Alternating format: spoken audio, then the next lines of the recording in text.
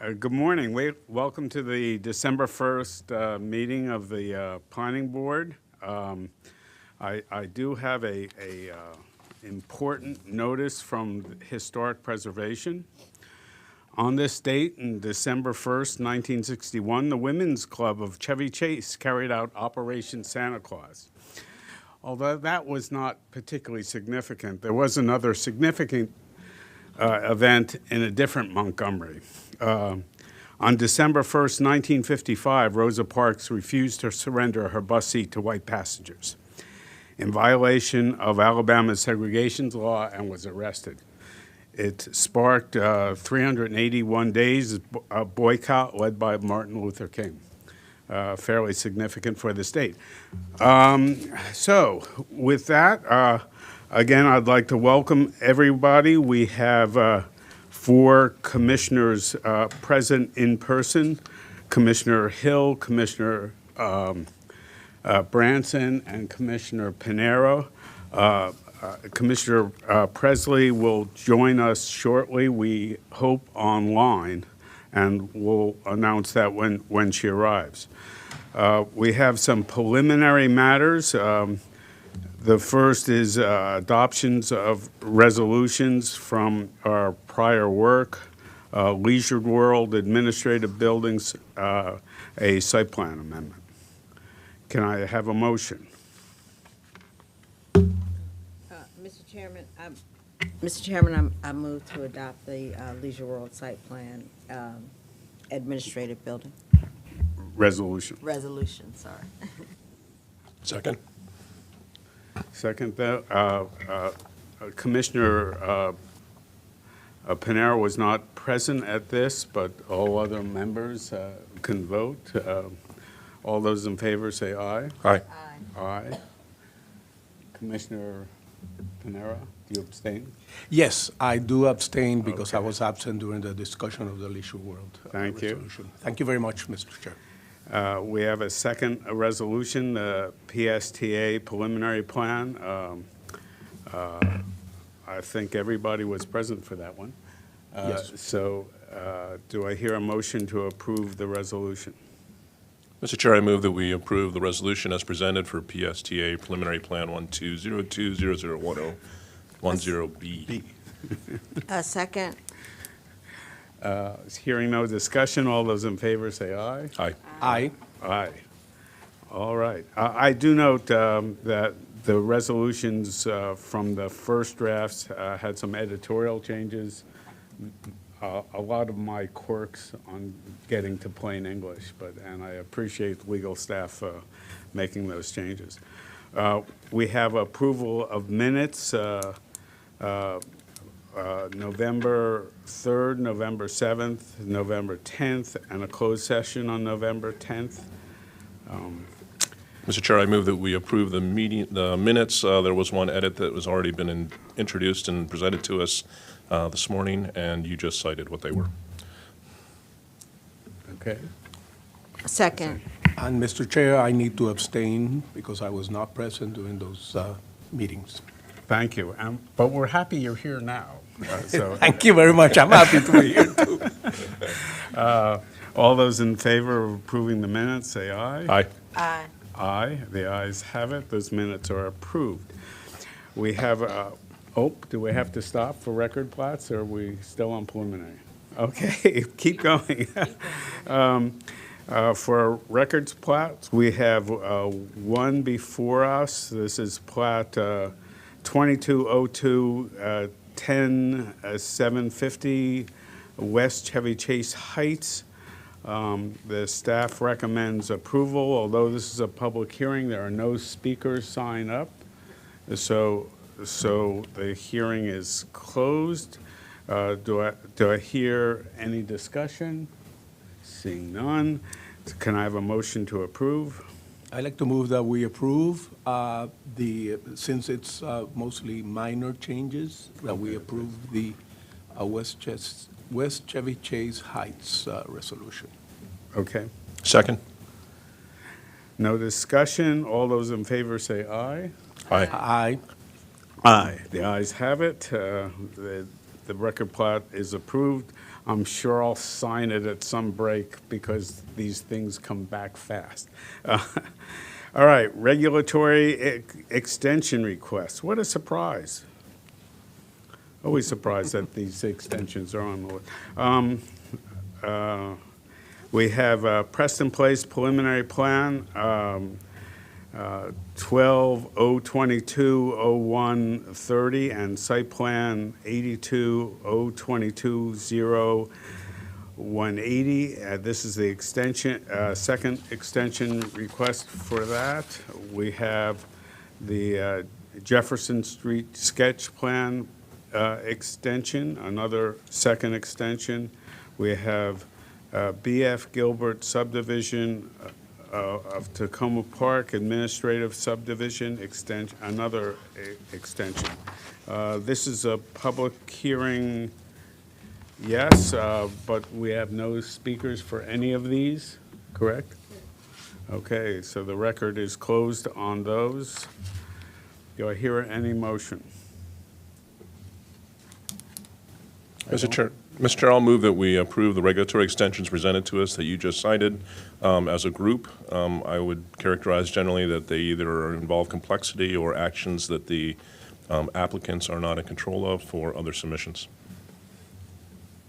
Do I hear a second? I second the motion that Commissioner Hill presented. Thank you. Seeing no discussion, all those in favor say aye. Aye. Aye. Aye, the ayes have it. Just a note for everybody, I am pursuing with staff, trying to figure out the reasons for extensions, and I'm still working on it.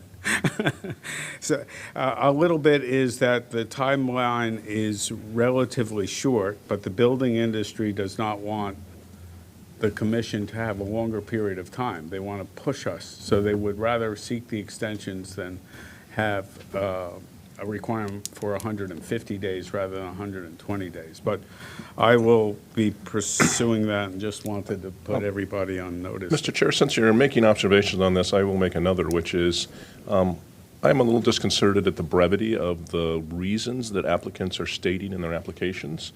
They carry the burden of proof on this, and that concerns me. Okay. Yeah, I also agree with Commissioner Hill.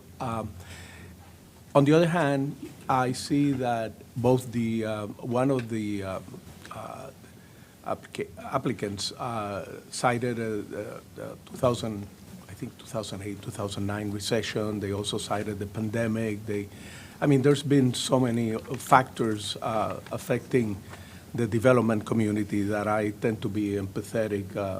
As long as the staff here, works with them and gives us a good reason for granting an extension. Thank you very much. Okay, I'm sure this will come up about every week, but that's okay. Yes. All right, we're on item 4. Do we need to stop? Keep going. Nope, keep going. This is roundtable discussion. We have the planning director with us, and it's all yours. Thank you so much. Good morning, board members. Tanya Stern, Acting Planning Director for the record. Maureen, can I ask you to operate the slides? Thank you.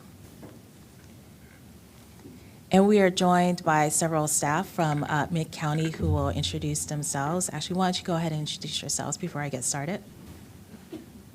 Good morning, Carrie Sanders, Chief of Mid-County Planning. Nice to see you this morning. Happy to give you an update on this project. Good morning, Marin Hill, planner with Mid-County Master Plan Division. Good morning, Aaron Savage, planner for Mid-County Division and the Master Plan team. Why don't we go to the first slide? So I wanted to share with the board about an event that I attended just yesterday and actually was a speaker in the afternoon.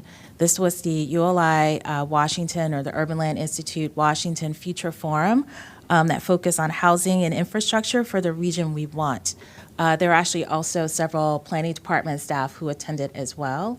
And this was a regional forum that ULI Washington convened in partnership with Amazon and others to bring together regional leaders, both in the public and private sectors, to have, real conversations about regional issues such as housing, transportation, infrastructure, and others, and to talk about how we can work on those issues regionally, collectively, instead of just region by region, or not region by region, jurisdiction by jurisdiction, sector by sector, that we are all, the issues that we're dealing with in Montgomery County, DC is dealing with that, Northern Virginia is dealing with that, or other sister counties in Maryland are dealing with similar issues. And so there were a lot of really great conversations during the day. I was able to participate as a panelist with Peter Calthorpe, who gave the keynote during the lunchtime.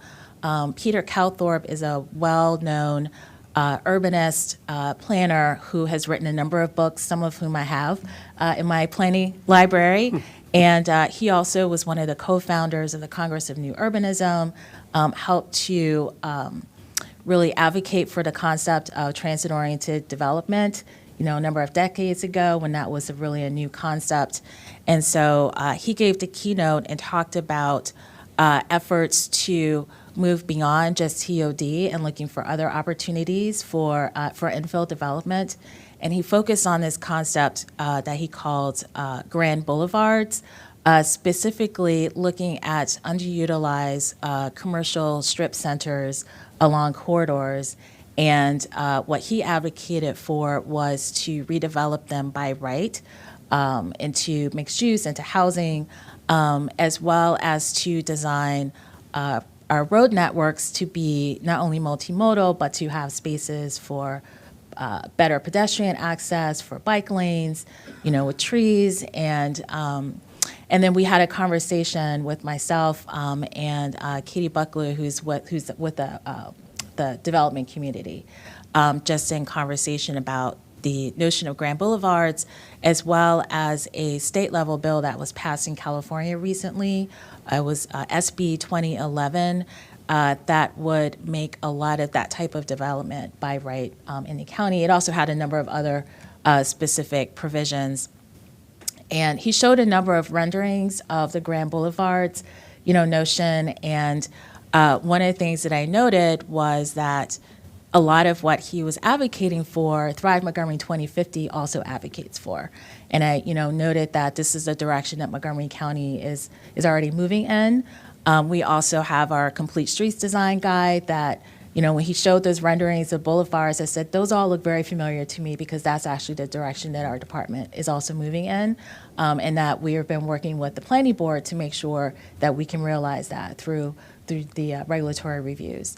And so it was a great conversation, and again, a big takeaway from that event is that we need to have more gatherings like that. That I also felt like there were government officials there like myself, and again, folks from the nonprofit sector, advocacy sector, private sector, but that we really need to have elected officials and appointed officials to be part of these conversations as well, because you as appointed officials and our elected officials, that's really where the rubber meets the road, so to speak.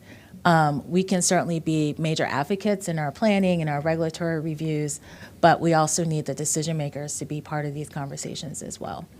So with that, I will turn it over to the Mid-County team. If you go to the next slide. One question, Ms. Sure. Stern. Sure. I congratulate you representing the board at the ULI meetings.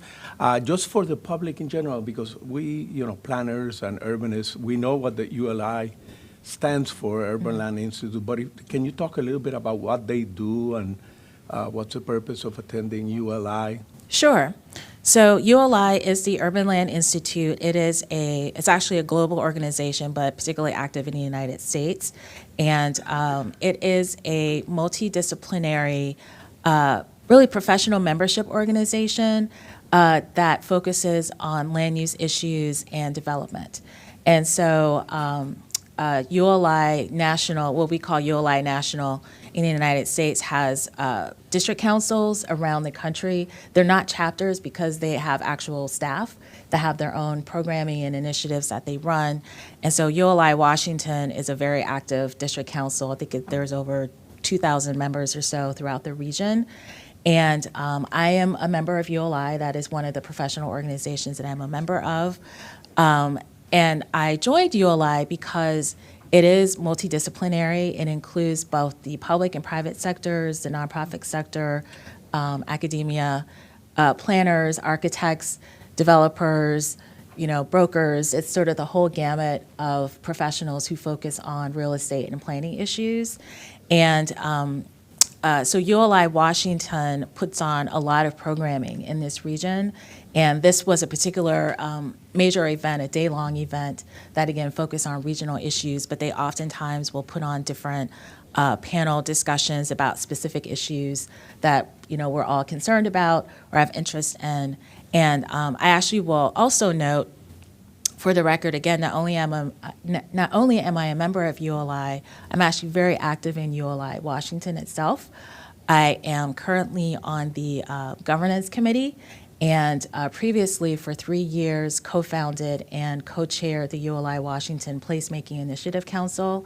ULI Washington has, they used to be called initiative councils, they're now called local product councils, but these are smaller groups of local ULI members who they actually apply to get on these committees, and it's really an opportunity to have smaller gatherings focus on specific issues. So the one that I co-ran was focused on placemaking, and we met 4 times a year, and we actually put together our own programming, myself and the other co-chair, who is now a retired architect. And we brought together professionals, again, from all the different sectors to look at various aspects of placemaking, both permanent placemaking through development projects, temporary placemaking, creative placemaking. We had one really great session focused on universities and placemaking because there are universities in this region that are doing major redevelopment projects and using their campuses and the properties, other properties that they own to create, new and different spaces. And through that one session, there was someone from Gallaudet University, which is one of the universities at that session, who talked about designing deaf space and designing for people who have low vision. And we thought that's actually really fascinating. So we had a whole separate session just on that topic. So that kind of just gives you an idea of what this organization focuses on. Both ULI National and ULI Washington also have initiatives that they run to focus on, for example, building healthy places, big focus on resilience, and ULI National also has a major focus on equity, diversity, and inclusion, particularly in the development community. So that's sort of a quick overview of a lot of what they do. Thank you very much. Very impressive. Thank you. So with that, I will turn it over to the Mid-County team to give an update on the Great Seneca Plan. Good morning, Carrie Sanders, for the record, Chief of Mid-County Planning Division. Before we get started and I hand it over to our project manager, Maren Hill, I wanted to take a moment to reflect a little bit on this plan because it is a really exciting effort that we've started up. We're relatively early in the planning process. We're actually going to come to you in January to give you a very detailed update on the existing conditions of the plan area. But today is intended to, give you an update on recent activities. I wanted to highlight with this plan, it is an innovation center for Montgomery County, this area. I had mentioned last month when I was before you, giving you an overview of Mid-County and some of our work. There are actually 7,000 life sciences jobs in this plan area compared to 2,000 in the county overall. So it's a very, very important area for the county. And we're also seeing substantial growth in terms of housing in this plan area. Before you, at your last meeting, you considered an amendment to the Public Safety Training Academy site, which will house 600 new folks with over 600 new homes. So very significant development in this plan area, actually under construction. So Just wanted to highlight that for you as you get into a little bit more detail here with Maren and Aaron, that we really feel that this is a very important planning effort for the county and actually for the state, because we do see Montgomery County as a leader in the state for life sciences as well as in the nation. So with that, I will turn it over to Maren Hill to go over some recent updates on this plan. Thank you. Again, Maren Hill, Project Manager for the Great Seneca Plan, Connecting Life and Science. So this plan is actually an update to the 2010 Great Seneca Science Corridor Master Plan, and it maintains the boundaries that were set in the 2010 plan, which you can see outlined on the map in light gray. This plan area is somewhat unique because it is surrounded and in some cases contains the municipalities in the area of the city of Gaithersburg, the city of Rockville, and the town of Washington Grove, which are shown in yellow, pink, and brown respectively. So the city of Gaithersburg actually takes up 10 square miles in the center of the plan area in yellow, and the city of Rockville is to the east of the plan area, and the town of Washington Grove is kind of to the northeast. The plan area includes the neighborhoods of Quince Orchard, which are west of Gaithersburg, the Life Sciences Center, which Carrie mentioned as an innovation center, as well as these enclave areas of the National Institutes of Standards and Technology, which was right in the middle of the plan area. You can see the big white blob, and as well as the Washingtonian Apartments and Industrial Center and the neighborhoods of Rosemont and Walnut Hill. So although we have this large geography that the plan covers, we're really going to be focusing on the Life Sciences Center. That's where a lot of the recommendations will be targeted. And the Life Sciences Center, as you can see on the map, includes Adventist Healthcare Medical Center, the PSTA site that Ms. Sanders mentioned, as well as the universities at Shady Grove campus and the Bellward site, which has several applications forthcoming. This focus area, the reason that we're focusing here is it's really seen the most change since the 2010 plan. It has a lot of new plan development. We've also seen a number of apartment buildings, as Ms. Sanders mentioned, the residential coming in this area. And it's also adjacent to some really important commercial centers that are changing the areas in different ways that are not in the plan area, but rather in the city of Gaithersburg, like the downtown Crown and the Rio Lakefront.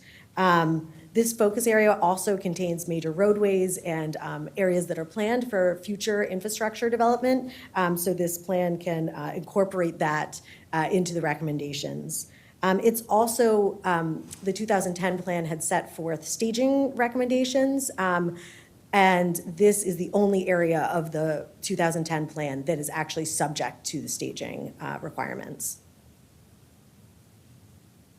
So for this effort, we began our pre-scope work in February of this year. The scope of work was approved by the Planning Board in May, and the team is currently working on our visioning and analysis phase, which is the phase that includes really intensive iterative engagement and outreach, as well as the bulk of our data collection and analysis. So you can see it's a much longer phase than the other parts of the plan. And as Ms. Sanders mentioned, the Great Seneca team anticipates presenting an update to the board this coming January. And then we would anticipate submitting a working draft in the summer of 2023, holding a public hearing with the planning board in the fall of 2023, with the aim of transmitting to the council in late 2023. So let's see. The Great Seneca Outreach and Engagement Strategy, which I wanted to focus on and highlight for you today, has really tried to meet people where they are. And what that means is for us going out in the community and finding people where they actually spend their time during the day. We've held 12 pop-ups since February, including at the Manna Food Distribution site that is held at the campus of the universities at Shady Grove, at the Shady Grove Market, and at Downtown Crown, to just name a few. The team is also joining Everyday Canvassing, which is a consultant to knock on doors in multifamily buildings in the plan area. And the goal is to knock on more than 5,000 doors to really meet people literally where they are and where they live, to hear about what their needs and interests are in the plan area. And then in addition to this broad community outreach and engagement, the Great Seneca team is also looking to experts both within our organization, but also outside the department for guidance. The plan was subject of, as Ms. Stern was just saying, the ULI, Urban Land Institute Technical Assistance Panel that was comprised of a group of real estate, transportation, planning, and design professionals, who provided us with some recommendations and guidance to consider in the development of our own recommendations. The team has also held 2 focus groups with life science developers and with life science industry experts, and recently held an internal design charrette with staff across the department. As well as we've had visioning meetings both online and in person in the plan area as well. And I wanted to focus on one of the other parts of our outreach and engagement, which is really focusing targeted outreach and strategies to engage specific demographic groups that. Excuse me, before you get to that, Sure. can I ask you, as you mentioned earlier, this area encompasses Gaithersburg and Washington Grove and Rockville. So I'm wondering what interaction you've had with those city officials. Yes. And so I should say it borders, but I wouldn't use the word encompasses just because they have their own planning authorities, as you're referring to. So we've been lucky to have great partners in the city of Rockville and the city of Gaithersburg and the town of Washington Grove. We have an existing implementation advisory committee, Great Seneca's Science Corridor Implementation Advisory Committee, which has been meeting for the last 10 years. It was established by the 2010 plan, and we have representatives from both the city of Gaithersburg and the city of Rockville as well. So they hear regular updates through that advisory committee. We also have a coordination, Mid-County has a coordination meeting, a quarterly coordination meeting with the municipalities to let them know of upcoming projects as well as hear their updates as well. And also we have professional relationships at the staff level.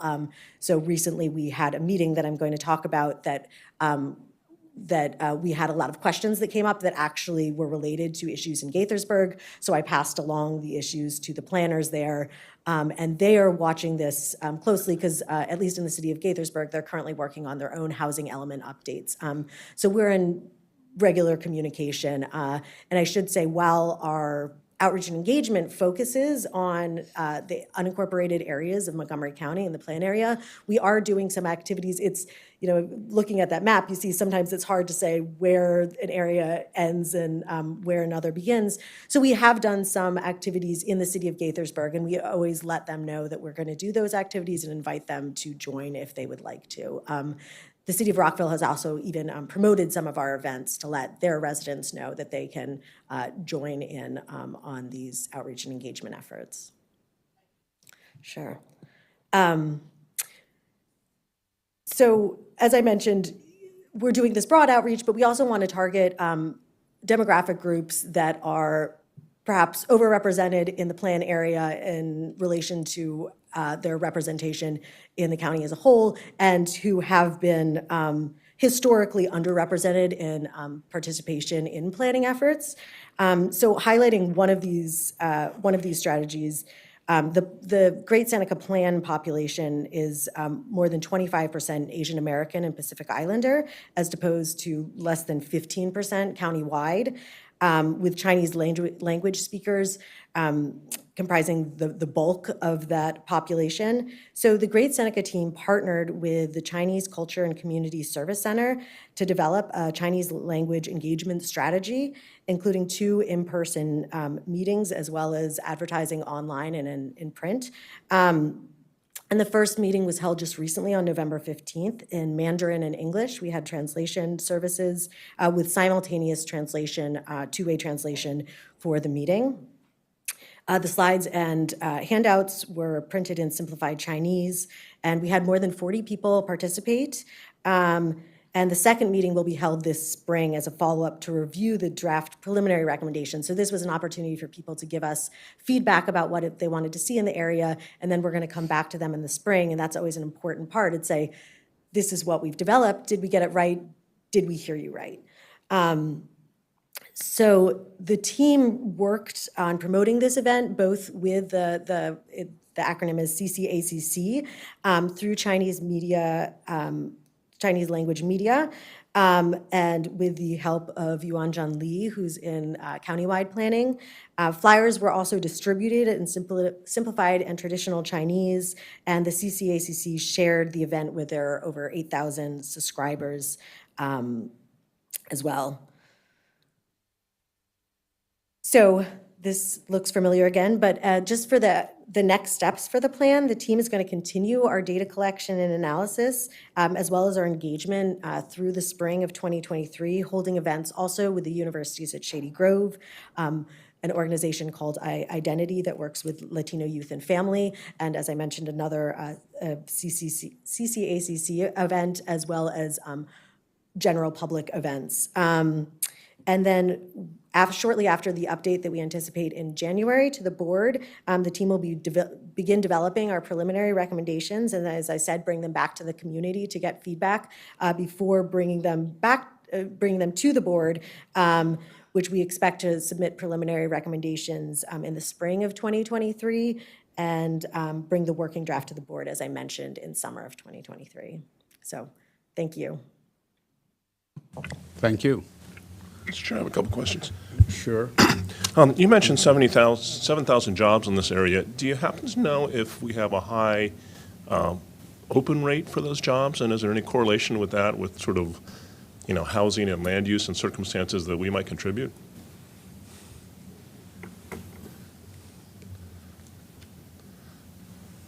So we should clarify that the 7,000 jobs are just private sector life science jobs. And they are, I don't think that I don't have the statistic on how many are opening. I mean, what we found is there are, as the board may see, there are many applications for life science in that area. So there are constantly new companies coming and opening, but it's a very competitive market and attracting new folks all the time to the area. And I think that one thing that I didn't highlight as much in this presentation, but as Ms. Sanders mentioned, there actually is a large, there's a lot of multifamily housing that has come in recent years, and the multifamily housing, the vacancy rate is very low at like a 2% in some of the newer buildings. So I think that one of the things that we're looking at in this plan is, how can we make sure that we're supporting the workers that are working both at these life science companies that Ms. Sanders mentioned, but also at the universities at Shady Grove and the medical center. And one thing we've heard from the medical center, at least, is one of their big challenges in retention is actually the cost of housing in the area, and that they are losing nurses to other areas, more affordable areas. And we've heard from anecdotally from people in the community that are commuting from Frederick and further out to these jobs because they can't afford to live in the area, or that there aren't the kind of the diversity of housing types that fit their needs as their family grows and changes. That was a good segue. Just a little more precise question do you have a perception, yes, housing is increasing here, but this is also to some extent the buildable areas around the municipalities that are pretty much built in. And, are we seeing, and you may not know the answer to this until you're done with analysis, I appreciate, but are we seeing this is opportunistic housing going into places that it can and becoming part of the general population that, the pressure on that? Or is this really accommodating housing for the people that are working there, which really fulfills the, live-work ideal that we're after? One thing I think that it's really interesting, and we have a graphic that I'll share at our next update, but is that shows where people are coming from throughout the county and their commutes. And although they are coming from everywhere, and we do see people in Frederick, there's actually the largest proportion are coming from directly surrounding this area, both in Gaithersburg, Rockville, but also living in the plan area. So I think that the housing is accommodating. I mean, obviously it has people who work all over, but it is accommodating also people who are coming to work and live in that area. And that was really a vision of the 2010 plan. As you say, you know, hopefully we'll know more the further we get into our analysis. But preliminary analysis suggests that that the housing is serving people in that area. And I think that one of the exciting things is we are talking internally as a team, and this came up during the charrette, is ways that we can kind of have this more innovative housing that might serve as some of the workforce that isn't being served as part of the new residential developments. And, you know, we also hope that things like the elms at the PSTA site will bring new housing in as well to serve that. I would just add, you may remember from the Elms project that came before you a few weeks ago, there is a higher percentage of affordability with that development. That is the redevelopment of the Public Safety Training Academy site. So it's large in acreage, but it also did have, I believe, up to a 30% set aside for MPDU, moderately priced dwelling units. 15% is what the requirement is. But, you know, that might be something that we explore with this plan. We'd be interested to hear your thoughts about that when we come back in January is, you know, when we see these new housing developments, do we need to look at a higher percentage of affordability for those units, given that, as Maren noted, we did get direct feedback, particularly from the medical workers, that it's really difficult to make it work and live in Montgomery County and also commuting and getting to those jobs. So we might want to look at how we can make more affordability in the plan area, particularly as we have the new developments coming online. All right, last question. Municipal growth boundaries, right? Both of the municipalities have them. They overlap with this area. Is there a sense of stability in that relationship between, you know, is this an area that's shrinking in terms of what this body would consider because of the annexation and expansion of the municipalities? To make sure I understand the question, was the question more, is there a concern about the municipal, maybe just if you don't mind expanding a bit on the question. Yeah. Okay, we're staking out the areas within a planning, you know, special area, right? But there's certainly the potential for the municipalities to expand into those, so what we are planning for gets smaller in the process. And I'm just wondering about, it's sort of a dynamic thing that happens over maybe a decade or two. Do we know, you know, what the relationship is in that and how to proceed for that? So that is a conversation we want to continue to have with the municipalities. We know Rockville has maximum expansion limits as well as Gaithersburg, and those are adopted by the county council. We know that Rockville recently had some interest in expanding its area into this area. That was not pursued by the Rockville City Council. They were looking at other expansion areas in the Shady Grove location instead. But, you know, that's a conversation we want to continue to have with those municipalities, as well as with the property owners. We feel in our conversations that there's some really strong activity centers like downtown Crown, like Falls Grove, that serve this plan area well, and there's a good synergy between those two things. We see people, you know, walking to lunch in Falls Grove that work in the plan area. We're not necessarily looking to replicate the strength of those areas. We feel that this area has its own character and will build out as an innovation district in its own right. But I think you bring up a good question. Through this plan, we're going to need to address that issue. We're going to need to talk to those municipalities about their plans, and we probably want to update you all throughout that process, so you're aware of what those conversations are. But in terms of process, so I know you're familiar with it, Commissioner Hill, since you were with Rockville for so long.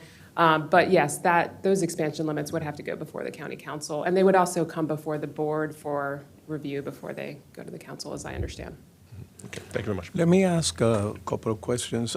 Just please remember that this is just an initial Oh, I briefing. know, We're I going to know. get more I'm just- detail in January. Yeah, of course. I just want to bring to your attention the fact that when you do work on this working draft that we're going to receive fairly soon, that you take into account, I mean, obviously, this is an area that's been targeted for high growth. I mean, we're talking about the 7,000 positions, you know, very important economically. We're also talking about we just approved the BSTA, number of housing there. So it's going to be an area that's going to be congested in the future. And we really have to, so, you know, in a way, get out of looking at just the life science Great Seneca area. We have to look at transportation, congestion, access.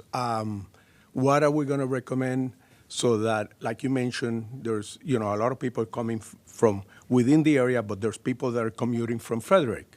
Are we going to, you know, is this going to create more congestion? What are the options? What are the alternatives in terms of access?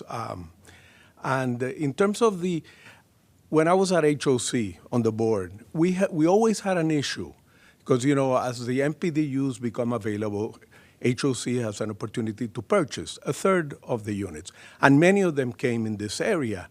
But the access issue was always, okay, how are we going to put there either as people there as renters or homeowners, and how are they going to get to the places of employment? So that's, you know, in a way, I mean, when you think about low-income people, are there going to be opportunities there in these life science centers? I'm sure there will, but take this into consideration. We always found that this is an area where there's a lot of natural, affordable housing. So there might be a need to create, in areas where there's a lot of natural, affordable housing, there's more need to create market housing, like in the eastern part of the county or the northern part of the county. So these are all kind of issues that you should think about when you bring this working draft to us in the future. So thank you very much. Thank you, Thank you. Commissioner. I- Commissioner Brandt. Just one short thing. I'm glad you noted that you've done particular outreach to the Asians, Pacific Islander community, and I believe you mentioned the Latino community also. So I hope you're doing particular outreach to the African American community because there are a lot of black folks out in Gaithersburg area. And if, I would appreciate, you know, knowing who you're talking to out there. I'm happy to help make sure that you can actually reach out to folks who are there. I do really appreciate that, and we will probably come back to you for advice. Thank you. Does that conclude your report? That concludes my report. Thank you very much. Very informative. Obviously, lots of interest in the area, and we'll see you in January next year. We are ready if technology is ready to go to item 6. Excuse me? Yeah, we're going to go to a new Teams call. So we're pausing for a second.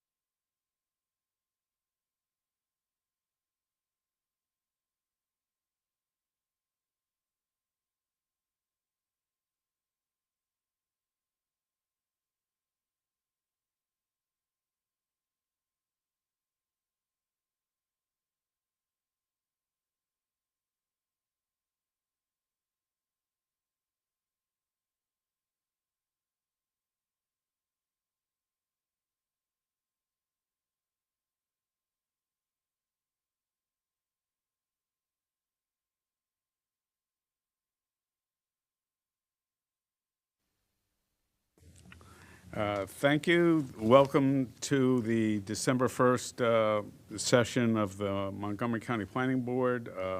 We are on item 5, which is a resolution for the adoption of Thrive Montgomery. I welcome Commissioner Presley to our meeting Thank you. virtually. And I'll turn it over to Mr. Ofsel, who will present this. Thank you. Good morning. For the record, Khalid Afzal with Montgomery County Planning Director's Office. And with me also is co-project lead Carrie McCarthy, Division Chief, Research and Strategic Projects Division. And we are here to seek approval for approval of the resolution of adoption for Thrive Montgomery 2050, which is more of a housekeeping item required by county code for any master plan or general plan after it's approved by the county council. County Council approved this on October 25th. The adoption of resolution is a two-step process. First, the planning board will approve it, and then we'll send it to the full commission, so you will see it again on December 21st. And after the commission adopts it, that's the last step in terms of wrapping up the process.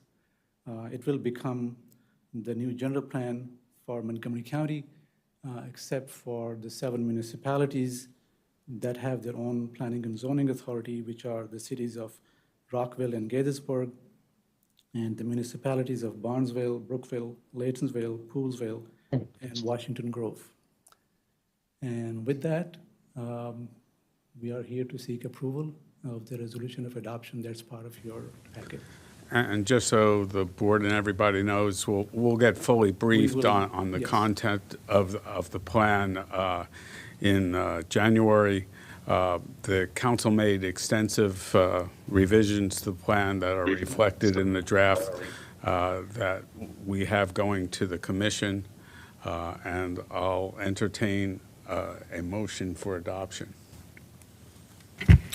Mr. Chairman, I move to adopt the Thrive Montgomery 2050 plan as amended by the council. Mr. Chair, I second that motion. Any further discussion? Yeah, I'll just comment that this seems like a curious vote to me, because I think it may be a vote without substance, because it seems to me a procedural process, so we're just saying, yeah, move it through the next step, having it come back from the council. Is that an accurate It isn't- characterization? It is. I think so, yes. I mean, the process in law is that the commission has to adopt exactly what the council sent.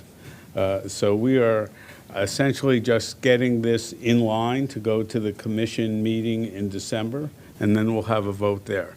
This is a substantial event, but it was really an event that occurred before our being appointed. So yes, we do these things now and then, and this is one of those things. So, Mr. Chair, can I assume that all the changes that the county council made or recommended were incorporated into the plan? You can't assume it, you can be assured by staff. Okay, thank you very much. County council, one of the attachments to this is the county council resolution. Yes. It goes line by line and paragraph. I saw the line by line, yes. So There were quite a after the few. commission adopts it, what we will do it at that point, we will start putting the final version of the plan as a readable document with appropriate graphics and everything for publishing purposes. So if there's any issue that you have a concern with, it comes back to us, and it also goes to the county council. Let me terms let me address that. Again, Tanya Stern, Acting Planning Director. So the County Council, through the Planning, Housing, Economic Development Committee, held 9 work sessions. We worked very closely with the committee as well as council staff as they worked through edits during that process. And then with the full council, they held another 9 work sessions. And again, we were involved in all of those work sessions, worked very closely with council staff. Any issues that we had during those periods of time, we worked through all of those. And so the final version that was adopted by the county council in October, that is before the board today, to approve through this resolution reflects all of those changes, which we are already aware of and have worked through those issues. And so at this point, there are no further changes that will be made to the plan. Thank you. Okay, we have a motion and a second on the floor. All those in favor say aye. Aye. Aye. Aye. Aye. The ayes have it, a momentous event. We'll see everybody in December on the same issue.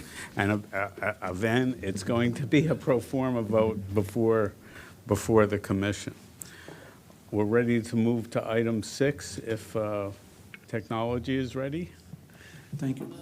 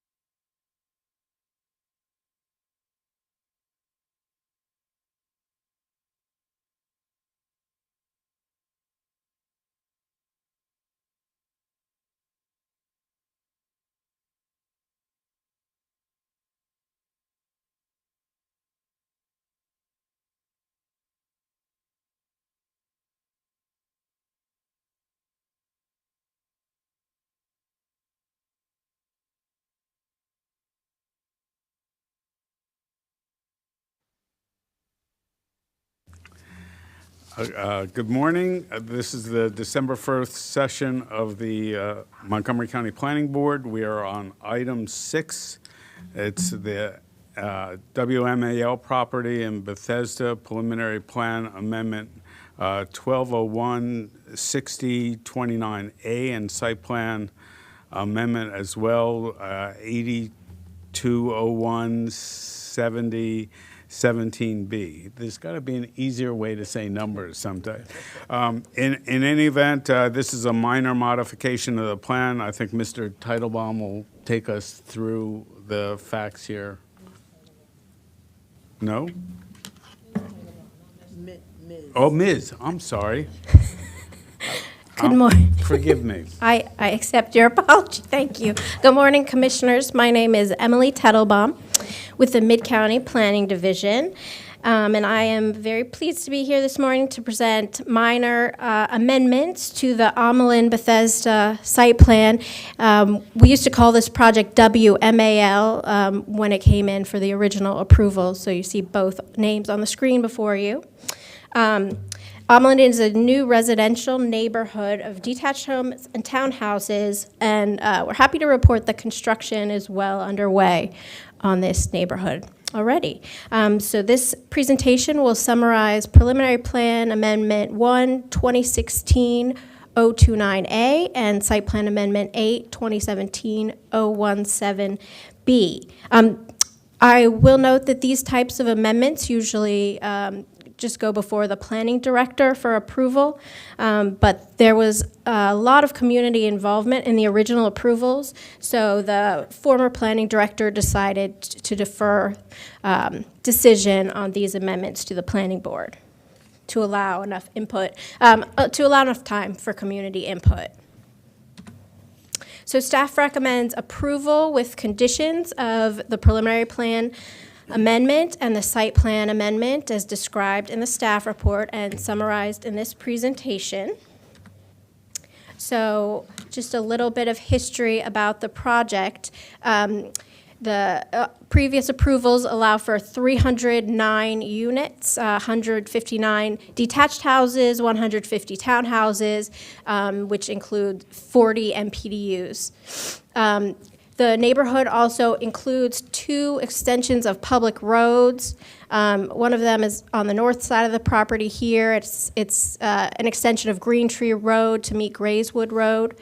And there's also an extension of Renita Lane. Those are both public roads. The rest of the project has a grid of private streets connecting the neighborhood. So preliminary plan 1/2016-0290 was approved in 2017 by the Planning Board, followed by Site Plan 8/2017-0170, which was approved in 2019. There's been one site plan amendment that was approved administratively last year to account for some needed changes to the Forest Conservation Plan. So as I mentioned, these are minor plan amendments, and on here, the definitions on the screen are the definitions of the regulatory processes that we're looking at today. A minor preliminary plan amendment is any change that does not change density that in a manner that results in a need for greater adequate public facilities analysis. There are no major changes to lot configuration or location, right-of-way width, or alignment.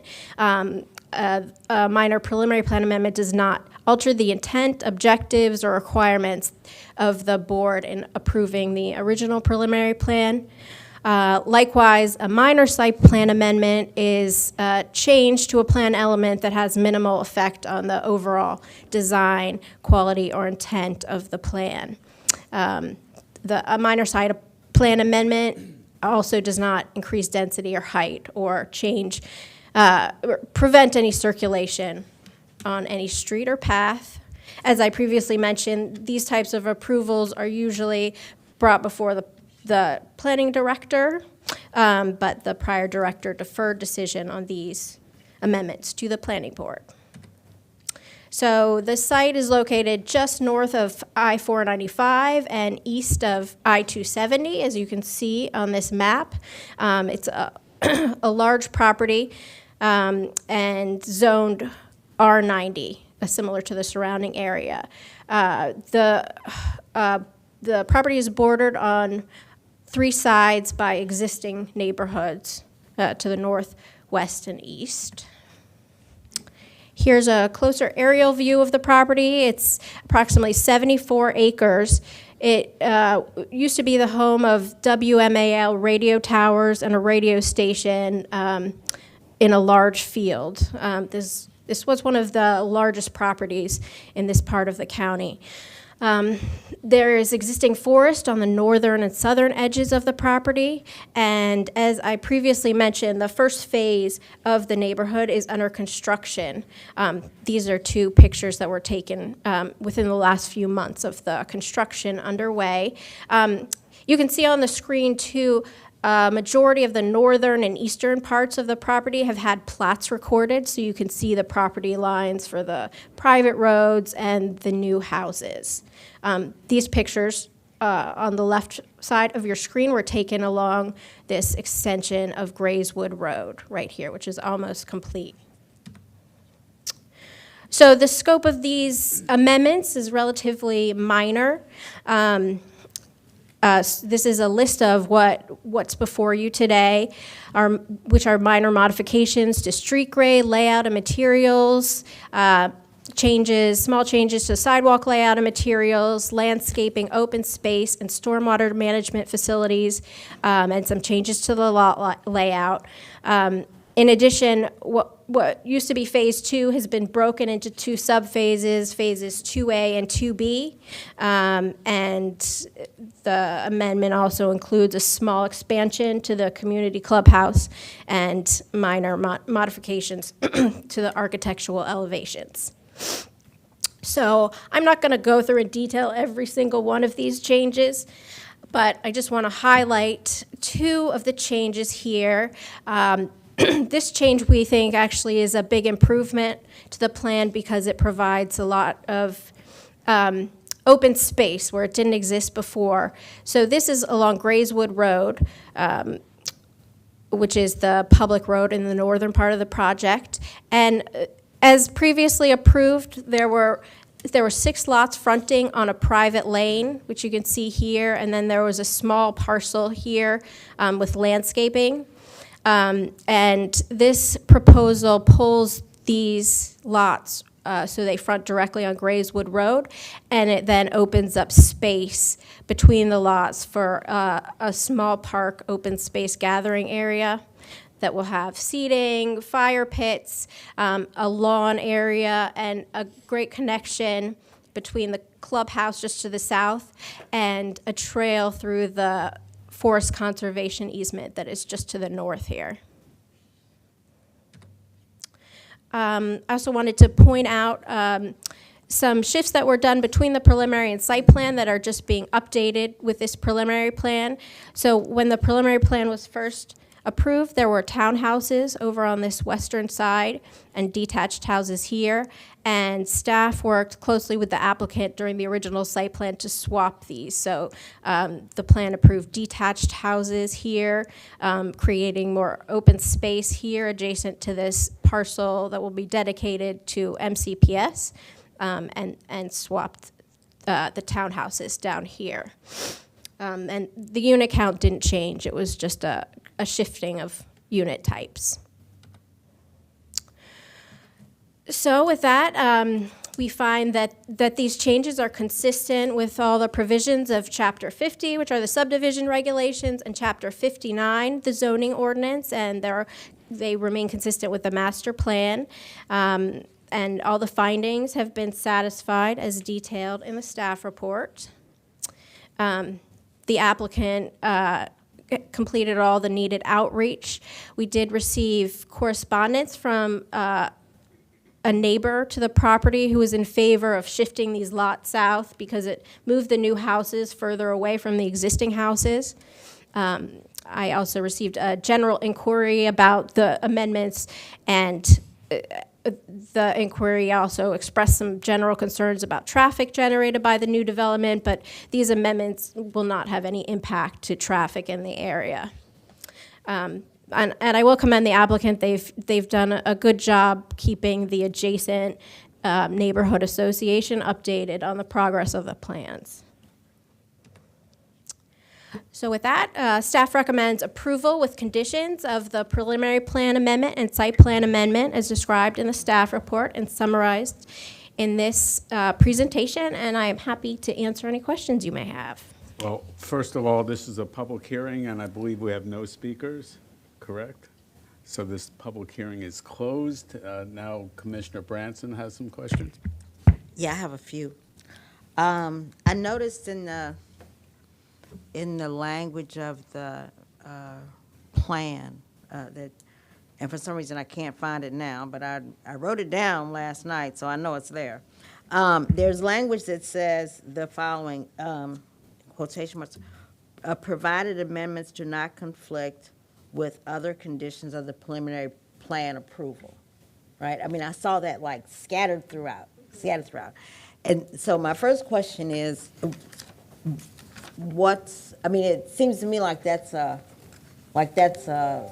loophole, how you fall out of it, you know, either it's in or it's out. This is sort of like, we agree to agree if we agree.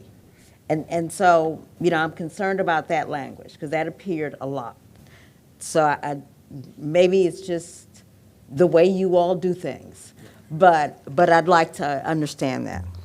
Sure, absolutely. I think you answered your question with your last statement. This is language that we include when we refer to the approval letters from all the agencies.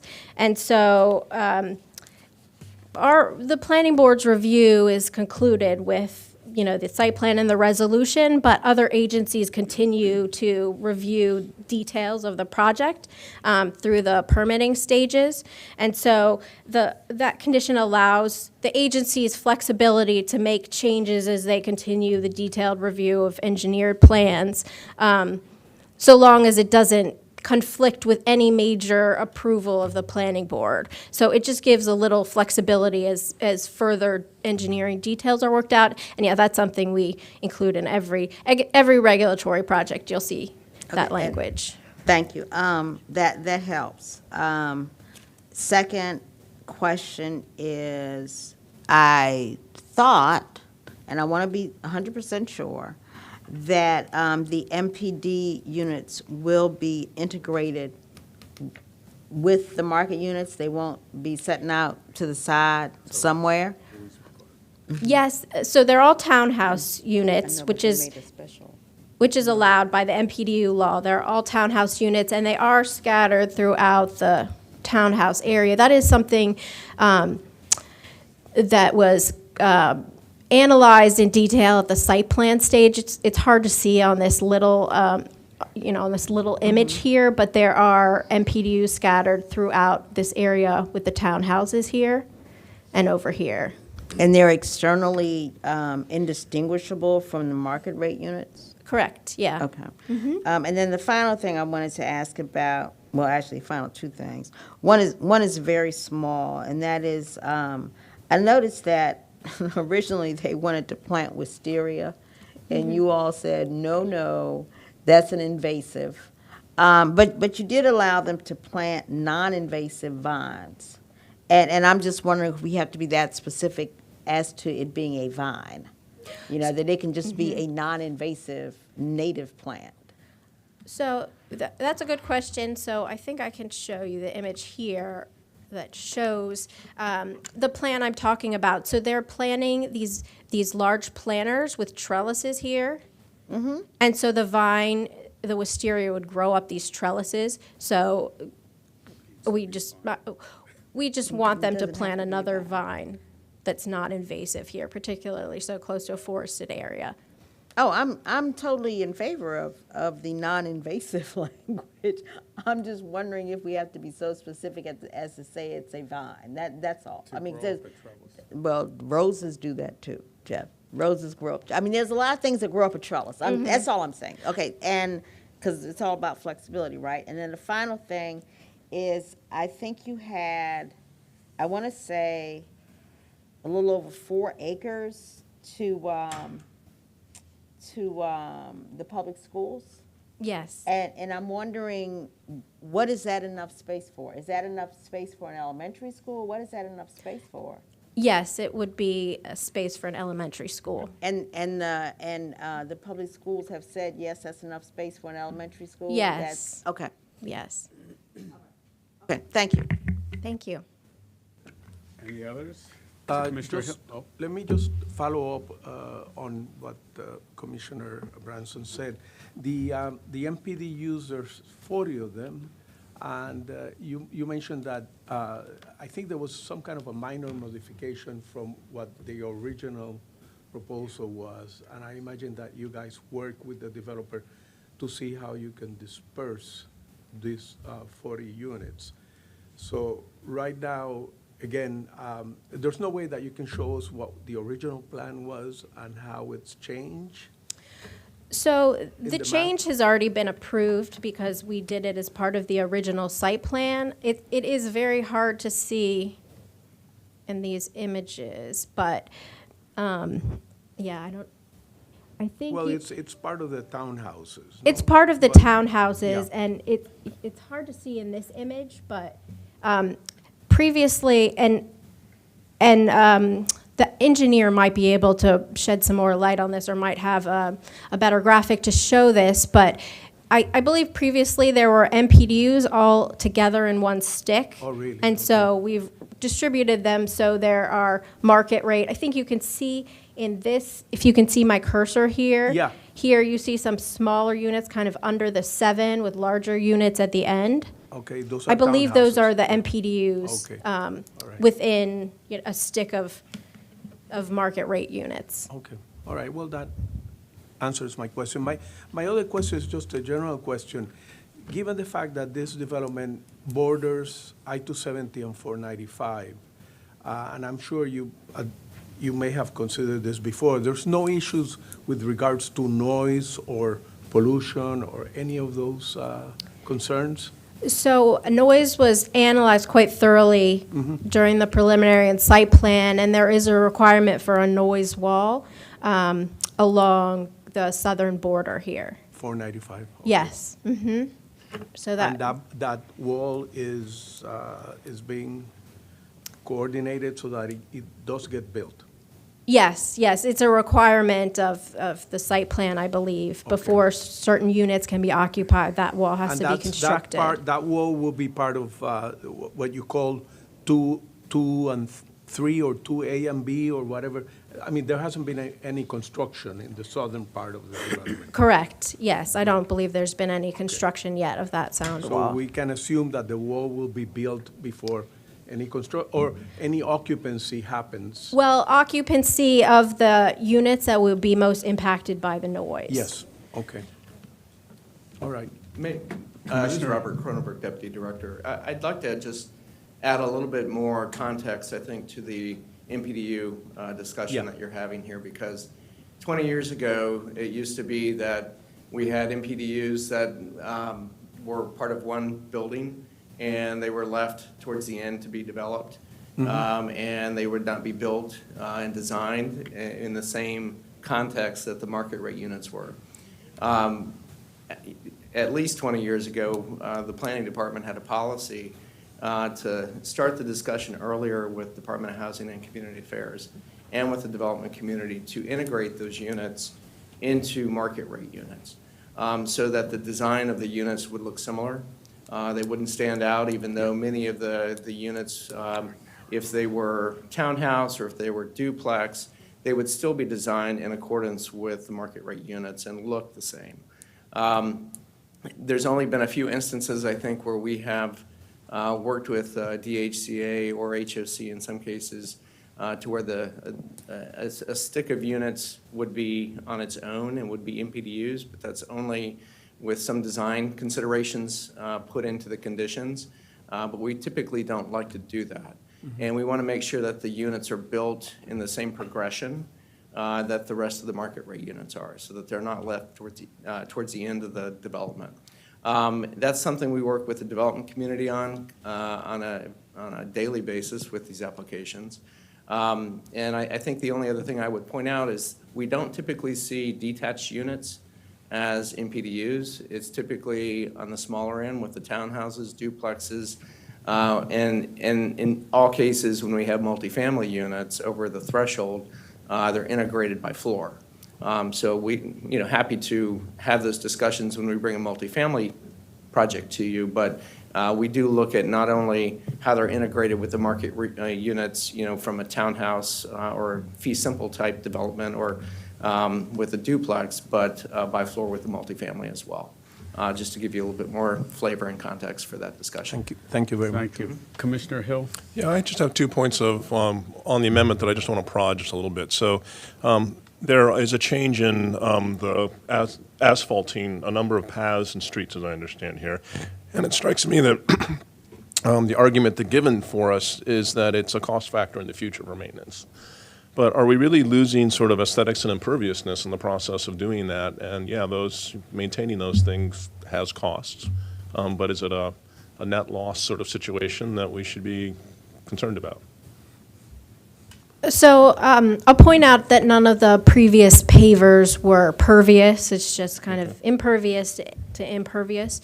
It's a slight change. I'll show you the kind of featured street. If you look at the screen here on the right, if you can see my cursor, kind of these streets had pavers on them instead of asphalt.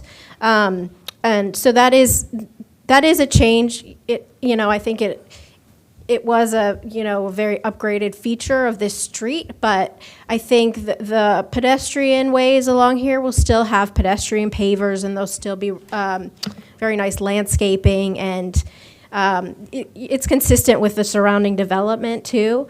So we felt that it was a justifiable change given the, maintenance burden on a future homeowners association. But it doesn't have any impact on the overall imperviousness of the site, which isn't something we typically would analyze, except in certain areas of the county, in special protection areas. Okay, so I'm interpreting that we had some sort of beneficial aesthetics that we're getting rid of in terms of the street treatment, but we're actually kind of bringing that in line with what you would expect for a street to look like. Correct, yes. Okay. The surrounding neighborhoods all have the typical asphalt streets and concrete sidewalks. But this will still have some specialty pedestrian treatments. Yeah.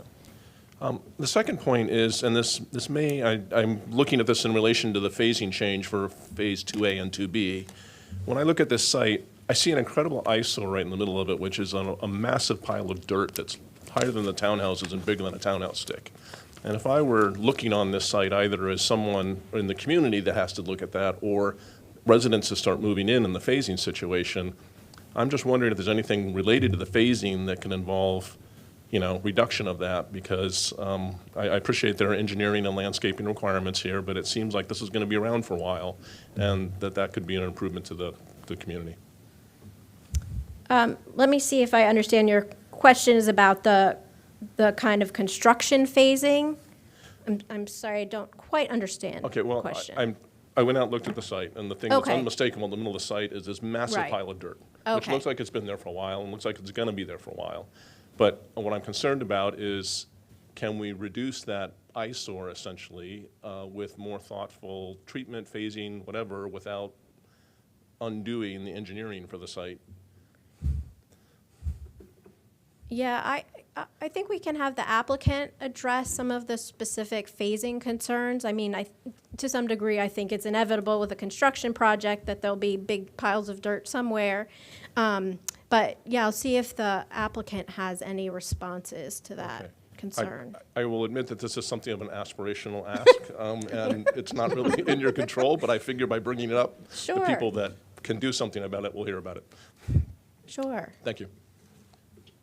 I can jump in here. This is Jeff Driscoll with Toll Brothers representing the applicant. I know the stockpile that you're referencing, Commissioner. It's a result of the engineering phases as we have them right now. We are actively pursuing approvals in our Phase 2 area, which we expect a sediment control and stormwater management approval in early 2023.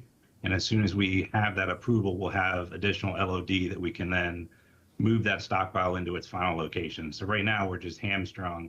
All of Phase 1 is on grade. It generated that pile of dirt, and we have nowhere else to take it until Phase 2 can be opened up. So it's a short-term eyesore, and it should be resolved, I would expect, in the next couple of months.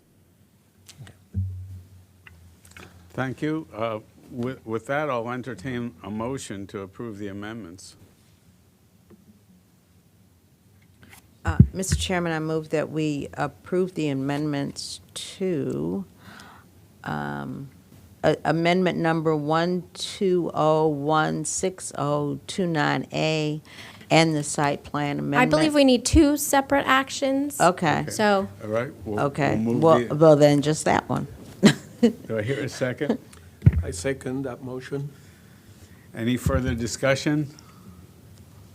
Hearing none. All those in favor say aye. Aye. Aye. aye. Aye, it's unanimous. Do I hear a second motion? Yeah, Mr. Chairman, I move that we approve site plan amendment number 8201717B. Do I And hear I a second second? that motion. All right, I hear a second. No discussion. All those in favor say aye. Aye. Aye. Aye. That's unanimous. Thank you, Mr. Applicant from afar, wherever you are, and thank you, Ms. Titlebaum, and excuse me again, I'm so sorry. I should never assume anything. All right. With that. Thank you.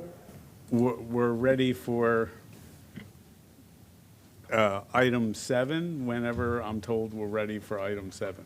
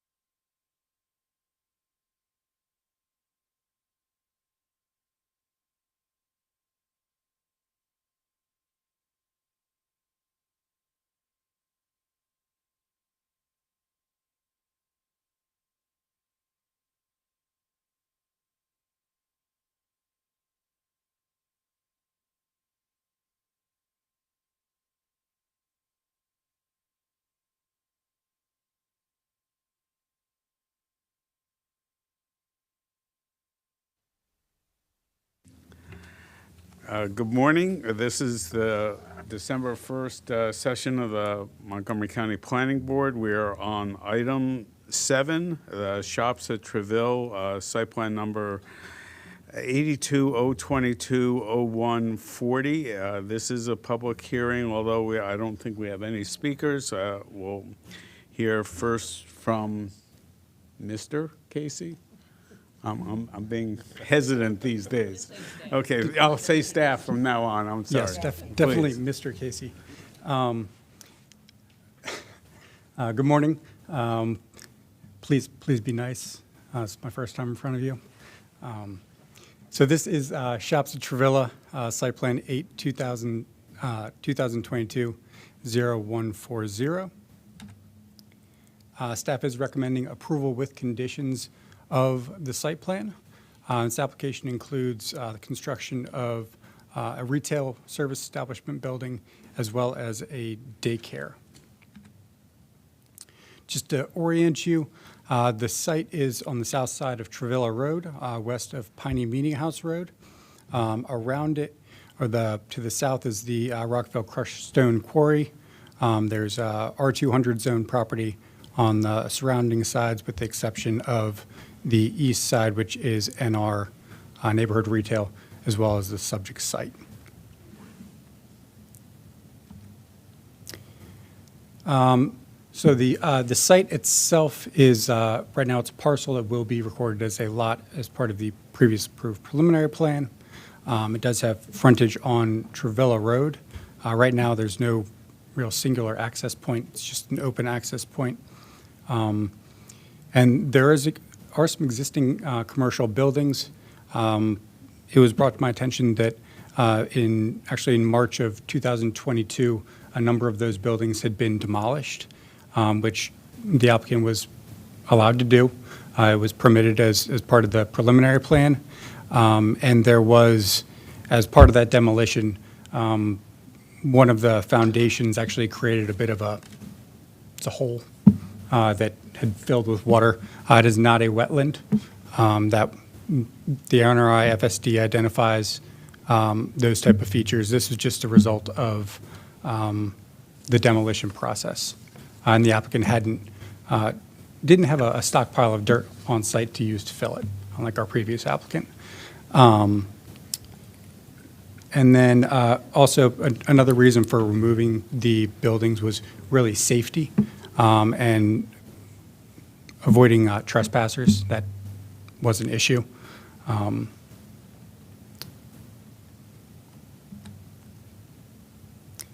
So as far as the previous approvals go, there was a concept plan.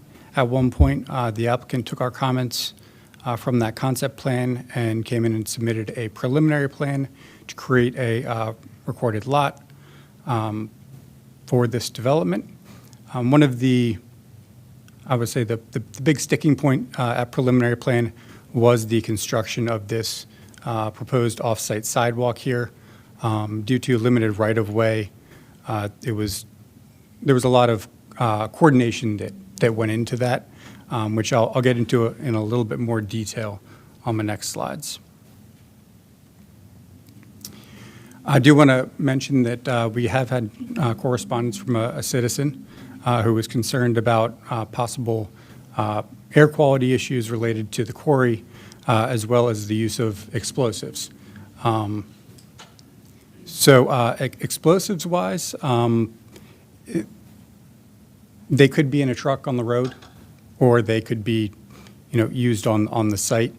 As far as proximity to the daycare itself, if they're coming in on the entrance, it could be fairly close to the daycare.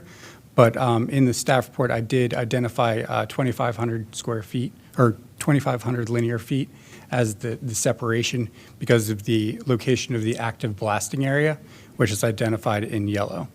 I'm not 100% sure how the community member measured the 1,000 feet. Really, they would have to tell you where exactly they measured it from. But I went on based on the blasting area. As far as the dust concerns, air quality is highly regulated on multiple levels, starting with the state license for the quarry, which I attached a bunch of the documentation to the staff report. And the Department of Environmental Protection does review an annual quarry license certificate, basically says that everything is in compliance. Past that, any additional, study is kind of outside of the scope of the site plan review. We are looking at the subject property, not necessarily, and how that impacts the surrounding area, not necessarily vice versa. But we did look at the certification process, and there's a license or a certificate for pretty much every single thing on that site.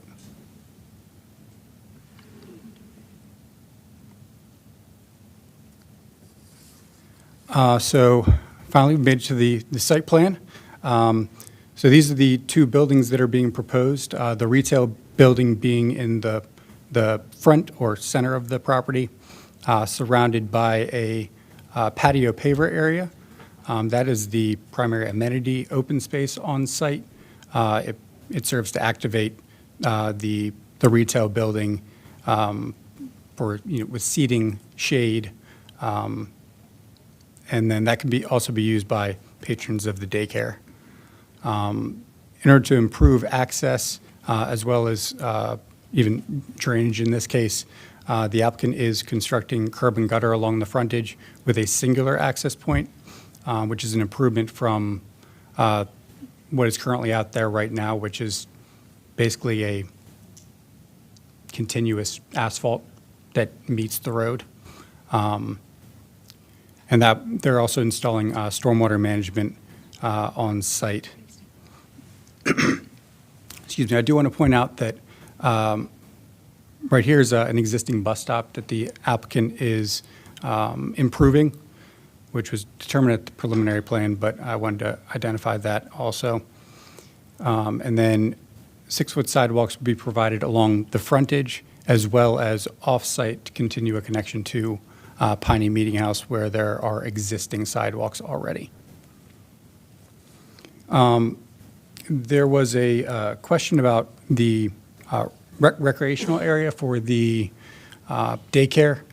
So there are no specific requirements under in the zoning ordinance for this particular case for an outdoor area or play equipment. This really comes down to the state license. In order to operate the daycare, they have to get a license from the state. And this particular user, I believe, has quite a bit of experience in the daycare business as well as in the county. And they have provided a roughly 9,000 square foot plus open area in the rear of the property, which is fenced, as you can see. And they will be providing equipment, but it is not necessarily required by this site plan. That's why it was not featured on the plans or in the staff report itself.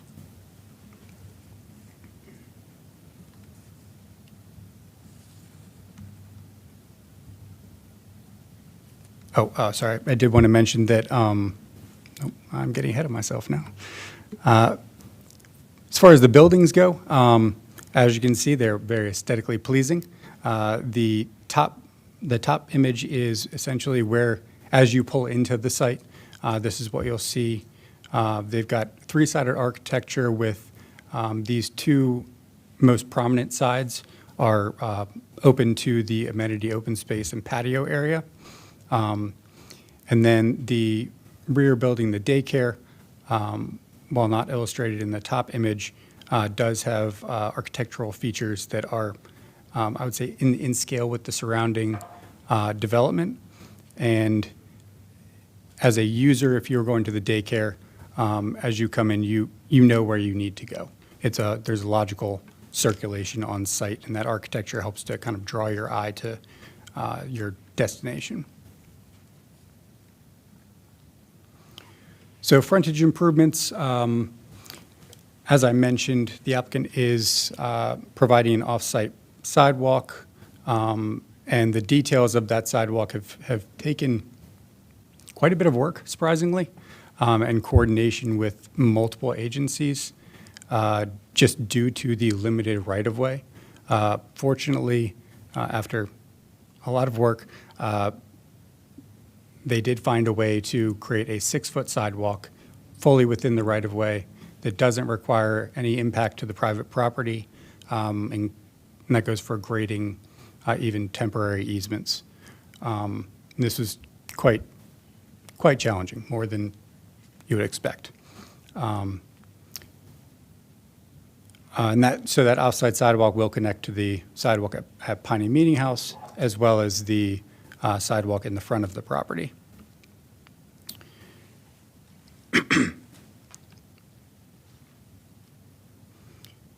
Just to touch on as far as the drainage goes on site, I did mention there's going to be stormwater management.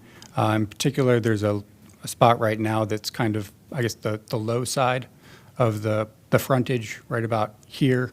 That will actually be modified when they add the curb and gutter.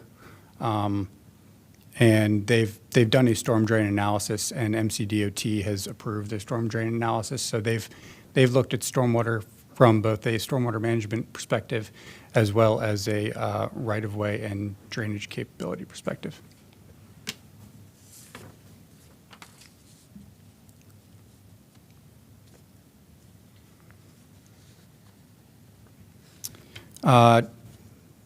Just to show you exactly what the amenity open space is going to look like, as I mentioned, it's a patio paver area.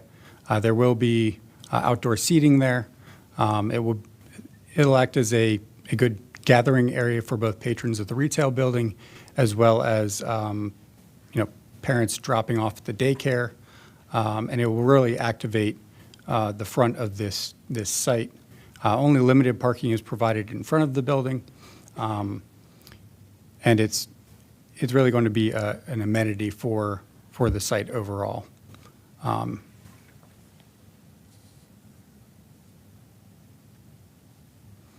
As far as the master plan goes, there are no site-specific recommendations, but this application does conform to the recommendations, the design recommendations, by providing an attractive streetscape as well as pedestrian connections, and improving the stormwater management on the site, because currently there is none.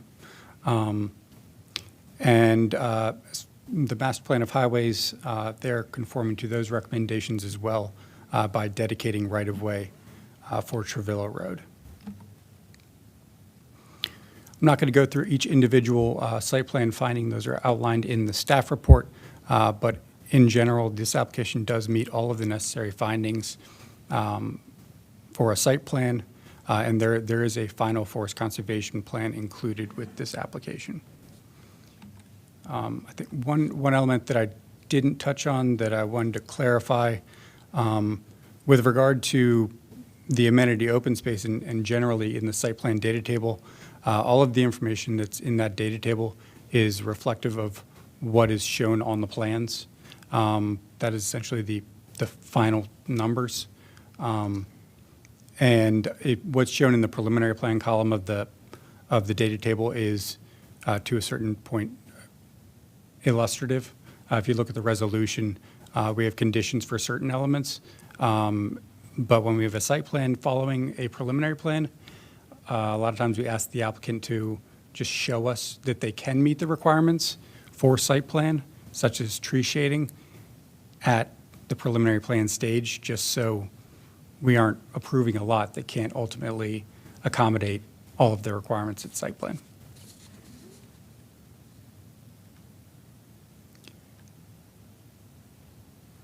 And very minor corrections in my haste to replace prior to with before, as in an effort to improve plain language.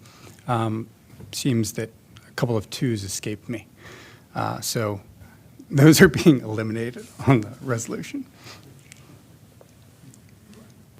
Thank you. You're welcome. In which case, you did a great job presenting in your first time. Thank you. If you are finished, I'll hear from the applicant, if the applicant has anything to say. Good morning. For the Good record, morning. Casey Cerner with the law firm of Miles and Stockbridge on behalf of the applicant WHM Travella LP. To my right is Bill Magruder, who is a representative of the applicant, and to my far left is Mike Magruder, also a representative of the applicant. To my direct left is Scott Wolford with Colliers Engineering. We agree with the staff recommendations and appreciate all of Mr. Casey's work on this project through preliminary plan and site plan, and support the recommendation of approval, obviously, and we're here to answer any questions that you may have. Thank you very much. Do I hear anything from the board? Yes, Commissioner Branson. Say, I think Commissioner Pinero had his hand up first. Did you have something? Well, I'll ask a few questions, if you don't mind, yeah. Does Amy also have questions? Why don't we let Amy go first, because sometimes we just don't see her when she's virtual. Yeah, go ahead, Amy. You have Oh, to she's unmute muted. yourself. Unmute that. Sorry, the question is for the applicant.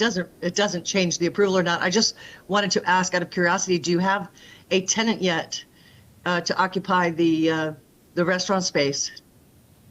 Do you know who that would be? We do not. My anticipation is that once the activity starts on site, that is typically when we'll see the leasing activity start. We've got some ideas, and some are aspirational, some are more realistic. But I think it's going to be an attractive site for a good user. Okay, so based on the size, you know, what like sort of type of group of restaurant or chain would you expect? The good thing is we've built some flexibility into the size. It can be cut up into 4 spaces, really with the entrances the way they are. And we have some flexibility to accommodate a larger, a larger one may be a chain style, but I would expect this will be a more of a local Okay. firm. There have been some concepts that we've heard that have integrated, and actually we have a new tenant going in one of our other projects that integrates a restaurant and market theme, which I think would be great here. So Nice. Again, we Yeah. have the flexibility to do that where the uses can be separate or the same. Okay, thanks very much. Thank you. Commissioner Pinera? Sure. First of all, let me ask you about whether you've have thought about conducting like a traffic study of people going into that property, living. I mean, I know that I think Travilla is a one-lane road each way. So assuming that some people may be turning left on Travilla to go into your property, is that a concern? During the preliminary plan process in this project, a comprehensive traffic study was undertaken by Grove Slade and reviewed by planning staff. And we have incorporated the road improvements that would be necessitated by the number of trips that would be generated by this project. Of course, there was an existing small retail building here with occupants, and so the traffic generated by that retail center vested, and actually we're just looking at the new trips that would be generated by the additional square footage of retail in the daycare. And so based on the preliminary plan of review, the planning board did find there were adequate public facilities to serve the proposed uses. Okay, thank you. My other question has to do with there was a question whether you had a tenant already for the commercial property, but for the daycare center, I heard from the staff that there's already someone interested for that, and it's someone that has experience. Have they given you any more information about how many children, the ages? Are they in the process of maybe trying to get a state license? I don't know what getting a state license is all about, but I would imagine that the state regulator may have questions about the noise, the query, things that some of the neighbors or somebody made a comment about. But that's one question I have, whether you've already identify somebody, a tenant for the daycare center. The other question is about parking. I mean, obviously, there's going to be shared parking between people using the daycare, parents coming in to drop in their children, and you also have the commercial establishments. I don't know how many parking spaces you have contemplated, whether there's going to be enough, whether, you know, in terms of circulation, because I know that you're using some area for putting, I guess, tables outside, so you're taking some of that space out of the entire development. But if you can address those two questions. Sure. Mr. Magruder can elaborate on this, but yes, there is a proposed tenant for the daycare center. It will be a Primrose Daycare Center, and the preliminary plan approved the use for 195 children. And it's my understanding that the center will be for, preschool-aged children ranging from infants, toddlers, to before preschool, as well as possibly before and after-school care there as well. So it would be what would seem to be a typical daycare center to cover all of the ages from 6 months up to school-aged children. And yes, so the provider does have experience obtaining the state licensure, which is a process that they do have to go through in order to operate the facility, and includes on-site inspections as well as yearly on-site inspections as well. As for, did that answer all of your questions, and do you have anything you'd like to add? Parking? Yeah, I'll add to that. So, there's an interesting thing that I've found about daycare centers, because this is the second one that we've owned. It's unlike a typical school where, every 195 children are coming in and leaving at the same time. What it typically is you've had before school care who comes in at a certain time. Then you have the true daycare, the all day or half day, that come in at a certain time. And what happens with those is the people tend to park. Because they're too young to just open the door and let the child walk in. So they'll park briefly and then walk their child in and then leave. So the times that the cars come in and leave tend to be kind of spaced out. There's not an opening bell at 8 o'clock and everybody needs to be in their seats. So it really doesn't pressure the parking that much. My guess also is that the uses that we have for the retail will likely will not open that early in the morning. So then you do have half day and then full day of the daycare. So that disperses the in and outs there. What we look forward to from a marketing standpoint is we see that the people that are coming to bring their children there will most likely be patrons of the retail space as well. So it's a true shared parking situation where someone parks to drop their child off and go get a coffee or go to the dry cleaner or whatever the case may be. So it is the absolute truest shared parking situation I could imagine. Okay, if you have any issue with the state licensing for the daycare center, have you considered other uses for that? I don't expect that we will have problems with that. We have a signed lease with Primrose, so they're not proposed. So they are coming in. From my experience with daycare centers, the largest aspects of the regulatory process for them are access, interior space, and exterior space. Mm-hmm. And I think we meet all those. This has all been designed by the National Primrose Corporation. So everything that you see on there is already to the standards that would need to be required for the state of Maryland. So now that said, there's always unforeseen. Yes. I could see this a medical use for this space easily. I don't anticipate that having to happen, but by our nature, we are pessimists and always want to look at what a secondary plan would be, and that would be what my assumption would be. All right. Well, thank you very much. Commissioner Branson? Yeah, I have a couple questions, sort of similar. I didn't notice a anything for car charging? I mean, there will be people who are working at the daycare all day long. So I'm wondering if there can be provisions for car charging stations, please. Anybody, feel free. yep, okay. Ask. Well, no, there are no requirements in here, but I think by nature of business, they're being added in, many places.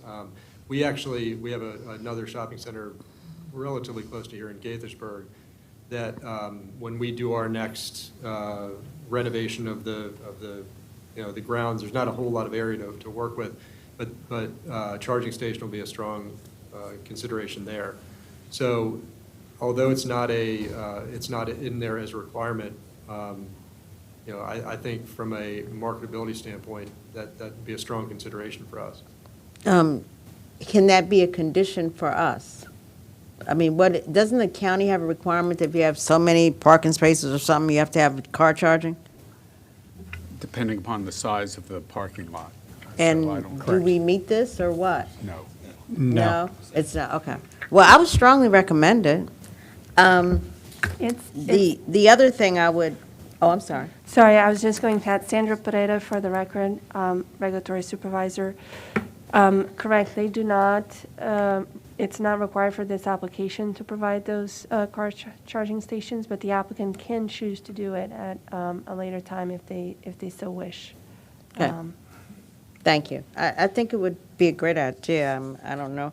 The other thing is that you mentioned, it says in the proposal, when it references daycare, I think it says 30 Plus. persons, 30. More than. Yeah, so I think if we're really looking at 195, there So- should be, a clear mention of how many kids we're really talking about. So the over 30 is just how it is the use in the use table in the zoning ordinance. Okay. The preliminary plan condition does specify up to 195 children. Okay. And that's how, essentially, they could do 30 children if they wanted, or they could go up to 195. I don't foresee them doing Because that. that's the licensing issue. It's like after 30, it's like, Well, it's really just how the zoning ordinance defines it. Anything over 30 fits into, the larger scale daycare. And then Okay. you have smaller categories below it.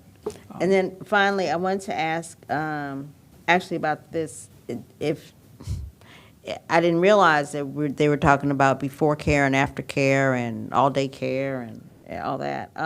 So now you're really talking about buses. I mean, there's got to, kids are coming before and after and all that. You're really talking about buses moving through this property, right?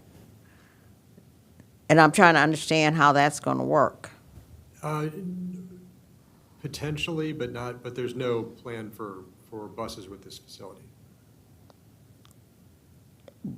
Oftentimes daycare. Well, I guess I just don't understand how the kids will get from school to the daycare for aftercare if they're not buses. Well, oftentimes daycares do utilize vans or some sort of smaller vehicle other than a bus to transport children if this facility does have before and after. And I'm wondering, does that affect, knowing that there will be vans moving through this parking lot, does that affect anything? Because we're not just talking about cars anymore. We're now talking about vans or buses. For the record, Patrick Butler, the parking lot would be suitable to allow maneuvering of vans, and if anything, the van would actually reduce the number of trips that were then Yeah. anticipated because they weren't originally evaluating for vans. We're, evaluating for vehicular trips through the site. Right, I So mean, if but anything, as I a think staff practical would see matter, that we're as an talking alleviation before of. care, after care, there shall be Sure. vans. I mean, it just Yeah. doesn't work otherwise, No, right? they are designed to, this circulation is designed to accommodate the maneuvering of the largest fire truck that we have in the county, so it can definitely accommodate the van circulation as well. Okay, and just for the record, I would like to, state my real deep concern about this air quality issue, and I really hope you all get this worked out before before the licensing. This is troubling. So that's about it for me. Thank you. Commissioner Hill, you have more? Yeah. I'll try to make this quick.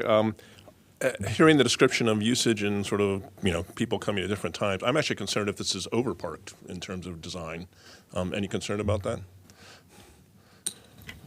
This is actually parked to the zoning ordinance requirement. Okay. So we do meet the code requirement for the requisite number of parking spaces. All right.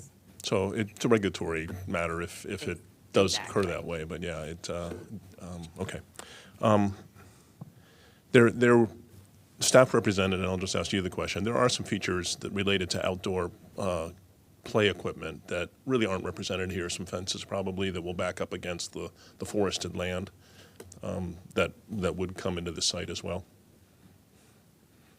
Yes, the play area or the open space for the daycare will be fenced in, and then the daycare will utilize its own play equipment. Okay. I understand from the other site that this operator has that they use some Little Tykes outdoor play equipment to address, the different ages for children. But it is not shown on this site plan because it's not within an amenity open space to the public. It's part and enclosed for the use of the specific daycare. And I'm not particularly concerned about it because it backs against a space that I think is going to stay non-residential, so we're not impacting other people, but that was my concern. Correct. This may be more a question for staff, but let me just throw it out here. Well, just as a layperson looking at the stormwater issues on the frontage, it does appear that some of that stormwater handling has to happen off-site, the little bit west of this. And is there any concerns? I particularly was concerned about the standing water on the road after a not particularly big rain event and the safety of the road for that. And I'd like to hear that that's getting solved. And as this is handled, because I don't perceive the other properties involved are going to be handled anytime soon. Yeah, I think that in general, when they introduce the curb and gutter, it is actually going to more or less eliminate that area, so that low portion will no longer be low. But they are making some improvements on the storm drain system. Stormwater is not my profession, so I would defer to the applicant's engineer as far as the specifics on water conveyance to off-site. Hello, this is Scott Wolford with Colliers Engineering. We do have a site development stormwater concept plan approved for the site. So we're handling all the water that we are supposed to handle on the site. The other thing is the whole frontage of the site today is all paved and all asphalt, and you can enter the site and leave the site wherever you want to. So we're removing almost all that pavement and channeling all the ingress and egress to the site to one location, which lines up with the driveway across the street, which is what we're supposed to do. We're introducing a decent amount of green space into that area, which will reduce the amount of runoff. We're capturing the runoff currently now that all leaves the site and goes onto the public right-of-way, treating it on site and then releasing it through a storm drain system improvements that we're proposing for the site.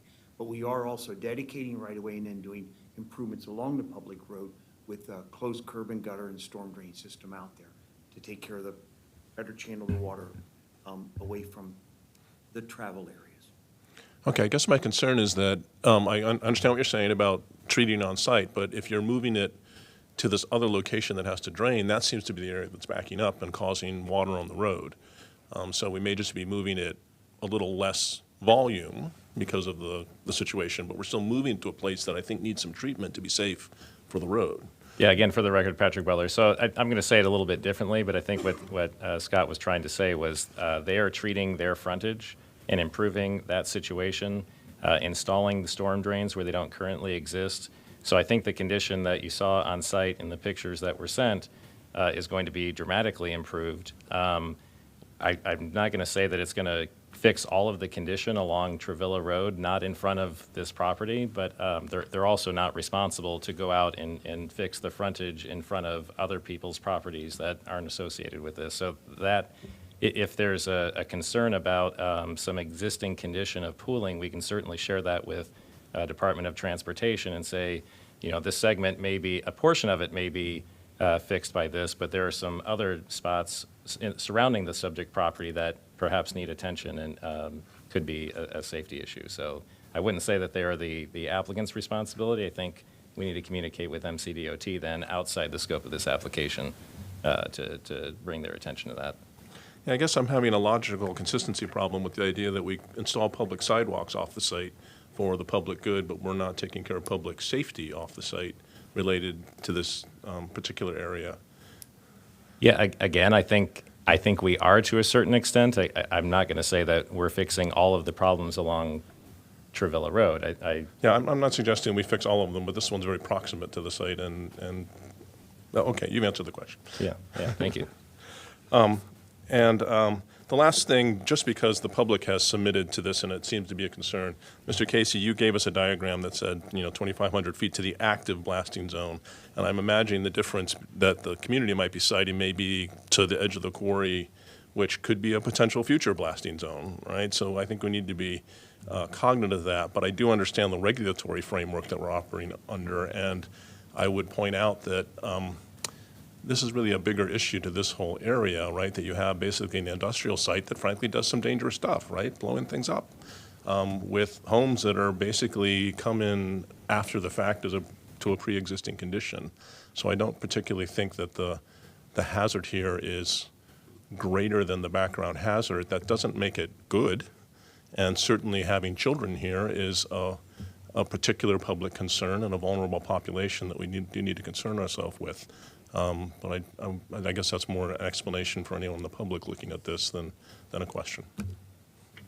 Yeah, I mean, explosives, in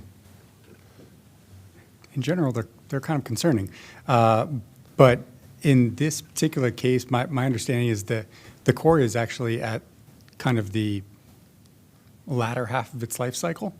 And I don't believe there are any plans to blast any closer. I would have to confirm with, someone in the company, but based on the information they have online, I believe this area may be their last area they could actually blast. Otherwise, they have a number of structures up here, like their offices and stuff. I don't think they would be moving any closer. And in that case, the state would be reviewing additional permits, and it would come to DEP.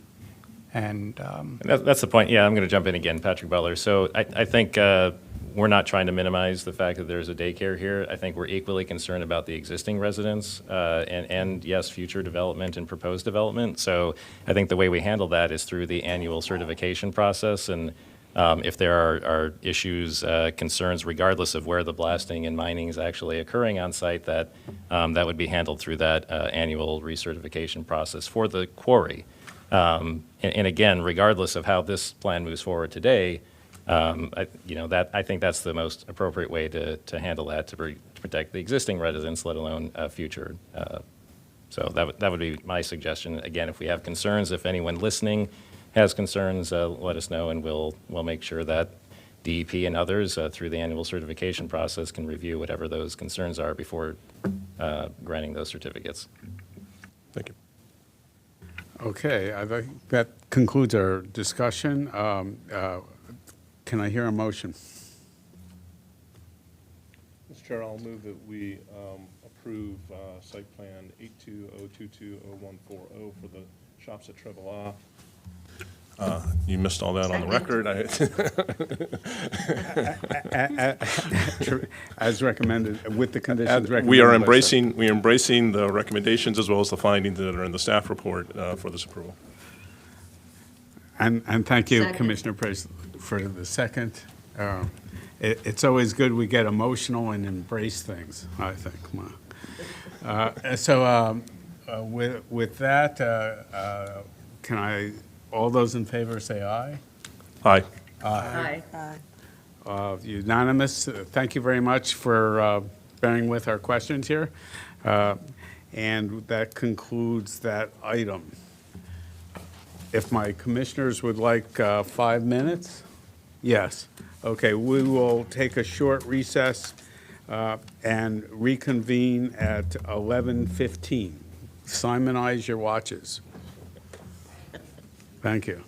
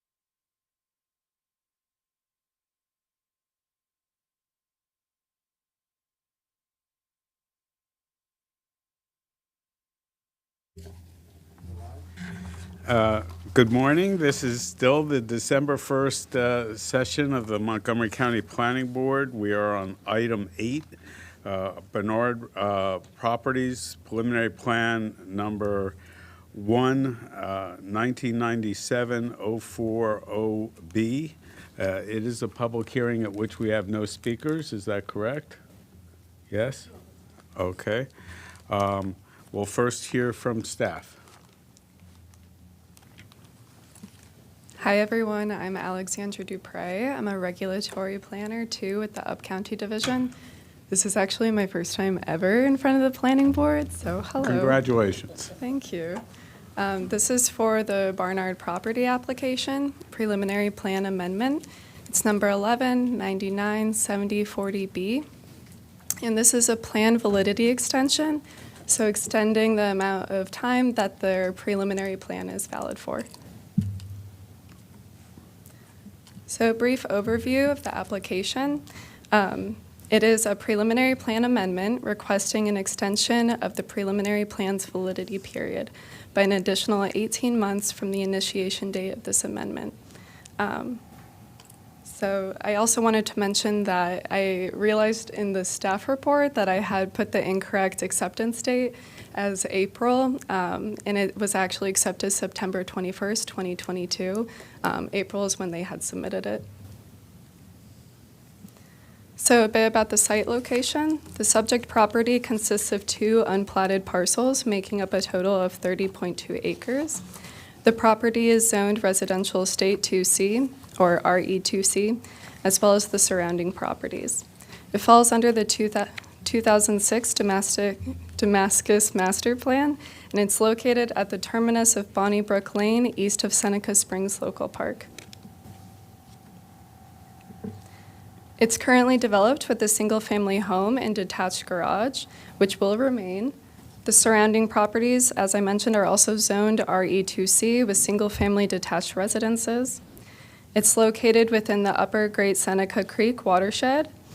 It has 4.65 acres of stream valley buffer, 3.85 acres of high priority forest, and a total of 10.3 acres of forest on the property.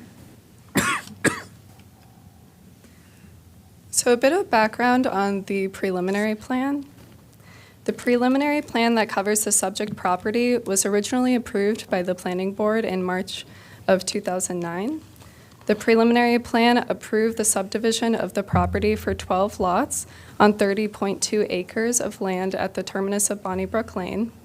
There is an outlot for stormwater management and a public use trail easement on the preliminary plan, both along the southern portion of the subject property.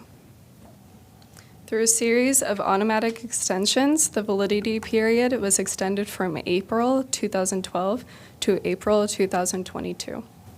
And this amendment to the preliminary plan will not change the original preliminary plan. So on our analysis and findings, according to subdivision regulations, section 54.2H3, the applicant may receive an extension to the preliminary plan validity period if the occurrence of significant, unusual, and unanticipated events beyond the applicant's control and not caused by the applicant have substantially impaired the applicant's ability to validate the plan. In keeping with this requirement, the applicant states that unexpected delays have occurred due to reasons beyond their control, and this includes significant health crises and considerable market uncertainties. So just to summarize, in the preliminary plan amendment for the extension of the validity period was received timely. The request is justified with significant, unusual, and unanticipated events provided by the applicant, and 18 months is an adequate amount of time for the applicant to go and record their plots. So with the amendment, it complies with the subdivision regulations, the Damascus Master Plan, and has adequate access and public facilities to serve the proposed lots. Applicable county agencies have previously reviewed and approved the preliminary plan, and so therefore, staff recommends approval to extend the validity period of this preliminary plan by 18 months. Thank you for that. There are no speakers on this, correct? Okay. So the public hearing is closed. Commissioner Hill, you have something? Yeah, I just have a clarification. Ms. Dupre, you said that the submission was in September, The right? submission was in April, so they made it by the cutoff, at which period afterwards their preliminary plan would have expired. Yeah, okay. So they made it. That was my concern. When Okay. you said September, I was like, but they ended in April, so they got under the wire. Okay. Let me just continue the questions then. So, and you've just said, you may be consulted. There's a disagreement between what you've written and what you've told us, right? So you've said that you need 18 months to get all the plats done, and what you wrote in your submission was that you wanted to make an amendment to the plan and then get plats done. And I'm wondering which of those is the condition of this action? Potentially, we would make an amendment, but that would come after this meeting. Today, we're just here to reinstate or keep the current plan approval intact. And we could certainly continue and record the lots as they've been approved. There are some other factors related to some neighboring properties that might require or suggest an amendment might be appropriate, but we would come back for that if that became the case. Okay. There were... Just one comment. I think, Chair, you said the record was closed, but the record continues to be open now. Forgive me, I was in error. I neglected the applicant's statement and ability to comment on what we're doing. So the record remains open. Can you elaborate what the hardship of not getting this extension could be? Hi, my name is Kim Good. This is my mom, Barbara. Thank you guys for your time. Devastation. I would say in one word, and I'm going to keep it under control. This property is not typical development. Can you move the mic closer? Sorry. My grandfather purchased this property in 1950, and my mom was raised there. And as his kids grew up, they each got a lot and built a house. You'll see the 3 houses that are on the outside. I live in the first home. That was a detached home. And it's fondly known as the Hill, the family compound. She raised us there. I raised my kids there. And our hope is to continue that with family. We don't, not that we don't like people, but we just want our family to be together and to have the opportunity for my kids to now build and other building. My brother, my aunt and uncle, and my mom are all my neighbors. And so to put the hardship in words, we have put so much into this to make it happen so that it could stay in the family. To me, that's like a huge hardship. Did that answer your question? You can get more specific. I mean, You gave me a narrative of the situation, okay. but I'm looking for what would happen next if this is not extended. It's been 13 years.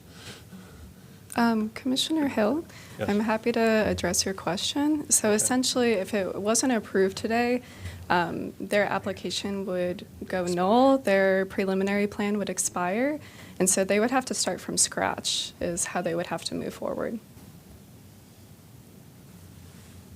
which could not, I mean, I don't know that we can do that. I guess, but my question was about hardship, right? Not about what happens next. And the standard, I believe, is exceptional and undue. So I'm struggling with calling this exceptional or undue.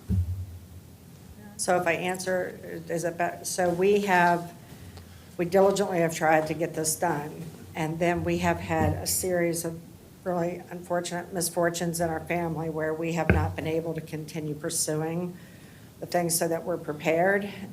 These were health issues that we're glad that have been resolved, but you certainly had to gear your attention to the health issues at the time. So we weren't able to continue moving forward to get it to done. So if it wasn't approved, I don't think that we could, do this again.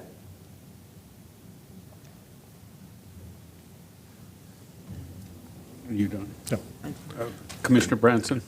Yeah, I just, sorry, this is just for staff. I need to understand the significance legally of calling it a family compound. Is that a special term? And if so, how is it enforced? I mean, if there are 12, I think there are 12 different lots here. I mean, we So can't enforce this after. I didn't draft that as a legal term. That was straight out of their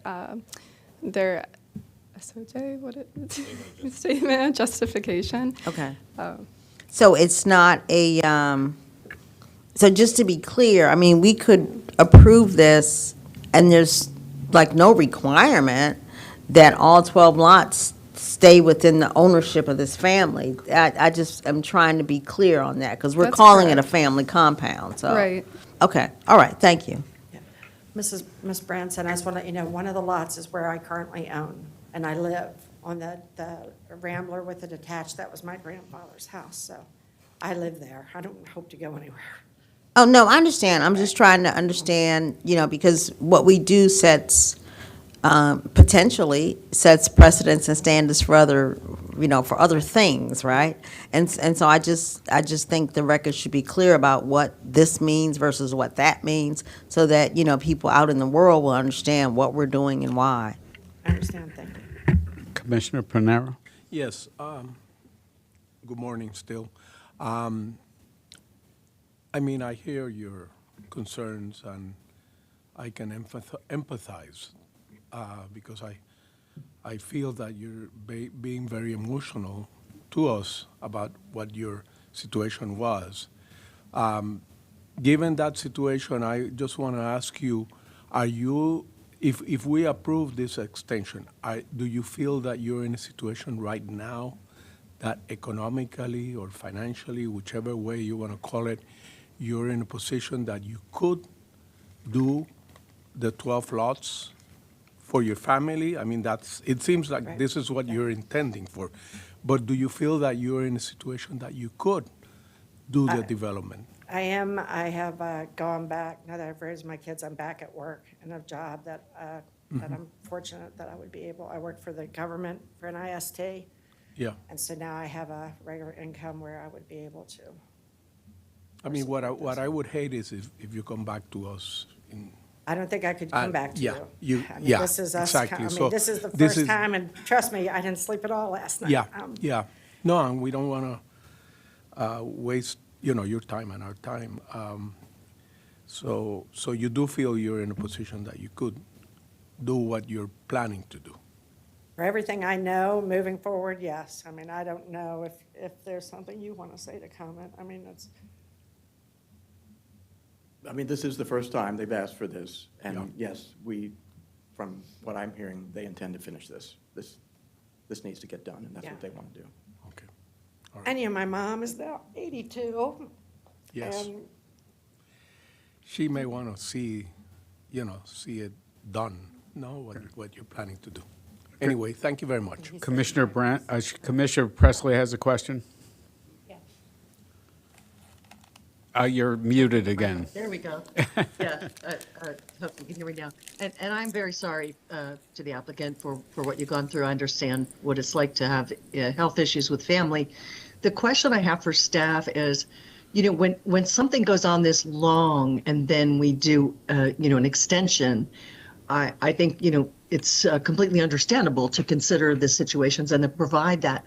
My question is, what significant changes have occurred in what would have been required in terms of either, conservation, preservation? Are there any significant changes that would, if, let's say we didn't approve this and they had to reapply, are there any significant changes that you can tell us about that would apply today if the project were to come to us afresh today?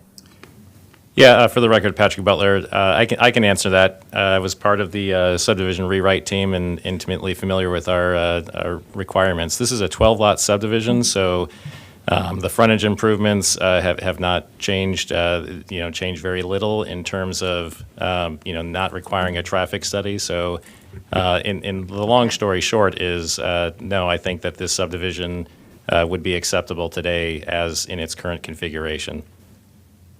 So there Okay, would I be think no that's really standard, yeah. important. Yeah. Go ahead, sorry. For all of the extensions, I ask myself the same question. This is the first time I've asked it on the record, because that is definitely something to weigh, and I'm glad to hear that it wouldn't be significantly different. That helps me to want to approve it. No, Thanks. I'm sorry. Sorry, I keep jumping in. Again, Patrick go ahead. Butler, no, by code, when there are significant changes, that would be a concern that staff would address, that we would raise, and we might have a different position on our recommendation if we felt that it would be detrimental to the public or, et cetera. So if there was something, some red flag, some alarm, something staff was concerned with, we would certainly have raised that as an issue and brought that to your attention and perhaps not recommended approval of the extension. All right, thank you very much. Thank you. I see no further comments, so I'll entertain a motion. I move approval of preliminary plan amendment number 1199 7040B. A For the second. extension. Yes, for the extension. And I second it. Okay. No further comments? Your mic is on. All those in favor say aye. Aye. Aye. Aye. Opposed? No? Mr. Chair, I vote nay. Oh, okay. For the reason that I cannot make finding 3A2 of significant, unusual, and unanticipated events for 13 years, and the standard for hardship does not meet exceptional and undue to me. So noted. Okay, that includes this item. Thank you. Thank you very much. Thank you.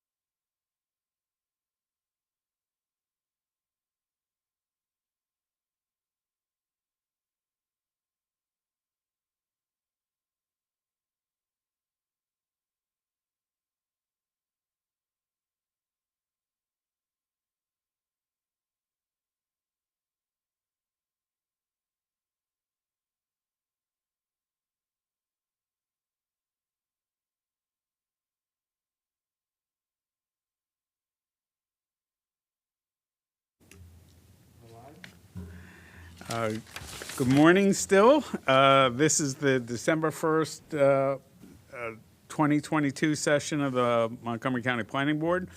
We are on item 9, which is a briefing of trends in racial and ethnic diversity. And from there, I'll just turn it over to staff. Good morning again, Tanya Stern, Acting Planning Director for the record. I just wanted to take a quick moment to give a little introduction to this project as well as the next one that the board will hear about, the briefing on the mapping segregation project. And primarily just wanted to note that both of these initiatives are part of the Planning Department's equity and planning agenda. As I noted during the presentation that I gave to the board during my previous planning director's report, in addition to looking at equity very deeply as part of our master planning process, and actually as a part of doing that, our department has developed a number of different data tools that we are using to help inform that work. These tools are also publicly available on our website once they are finished, and so they are also resources for any community member to use. So the presentation that you will get today, I'm not going to steal the team's thunder, but the trends in racial and ethnic diversity, the GIS story map, this is a fantastic resource that has a ton of just amazing information. And then again, for the mapping segregation project, that is also an example of a study that our department does. We do a lot of master plans, but we also do a number of studies that are not the same as a master plan that goes through, a board review and editing process and a council review and editing process.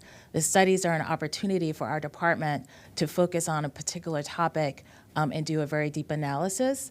Oftentimes we may come up with policy recommendations, but again, they are not plans that are formally adopted. They are really sort of showing our professional expertise and creating a resource that any entity can use. And so that is basically what the Mapping Segregation Project is. It is a part of our adopted work program that the County Council approved for this fiscal year. But again, it will not be a plan that will be amended, and formally approved by the board or the council. It's really an informational resource and a tool that we can use again to inform our other work. And with that, I will turn it over to the research team. Hi, commissioners. For the record, my name is Archie. Oh yeah, my mic is on? Okay. For the record, my name is Archie Chen. I'm Planning Associate at Research and Strategic Projects Division. So as Tanya introduced, today I want to show you a story map we recently finished. It can show you the evolution of diversity in racial and ethnic diversity in our county from 1990 to 2020. And our goal is to provide educational resource so that planners, other local government professionals, and the public can use it to understand how our residents are grouped and concentrated by race and ethnicity. So we all know changes are happening, but it's crucial to understand where those changes are located. So the story map has 3 sections. The first sections will walk you through the changes in individual groups. So this analysis focuses on 4 major groups in our population, which are Hispanic, non-Hispanic, white, Asian, and Black. So those are our 4 major groups, and we use census classifications. We acknowledge that the other race category is also important segment of our population, but given the smaller size, this analysis will not include it, but definitely it will be becoming more important as it's growing. And the second section is talking about the neighborhood level shifting of racial and Hispanic concentration. So it's about dynamics between different groups. And the third section will tell you which group is the most common one in those integrated and diverse tracts. I will explain and elaborate those terms later. And now let's jump in. So first, I want to talk to you about countywide patterns. So after tremendous changes in our county over the past 30 years, right now we are becoming more diverse, and the number of people of color population dramatically increased from 28% in 1990 to 59% in 2020. And as a matter of fact, we are more diverse than the nation, than the state of Maryland, and even the DC region. So how did that happen? Part of the reason to this diversification is that our white population has been shrinking in both numbers and percentages. Even though they remain the largest in 2020, but actually starting from 2010, they dropped under 50%. So that means they are not the single group majority in our county. And actually, there's no single group majority like starting from 2010, and which makes like our people of color as a group population become the majority starting from 2010. And then among it, so Hispanic in the people of color population grow like the largest and the fastest. Actually, like from 1990 to 2020, they almost quadrupled in size. And also, they like grew pretty fast, like faster than the Black and Asian. That's why they outpaced Asians in 2000, become the third largest, and then they outpaced the Blacks and become the second largest, following white in 2010.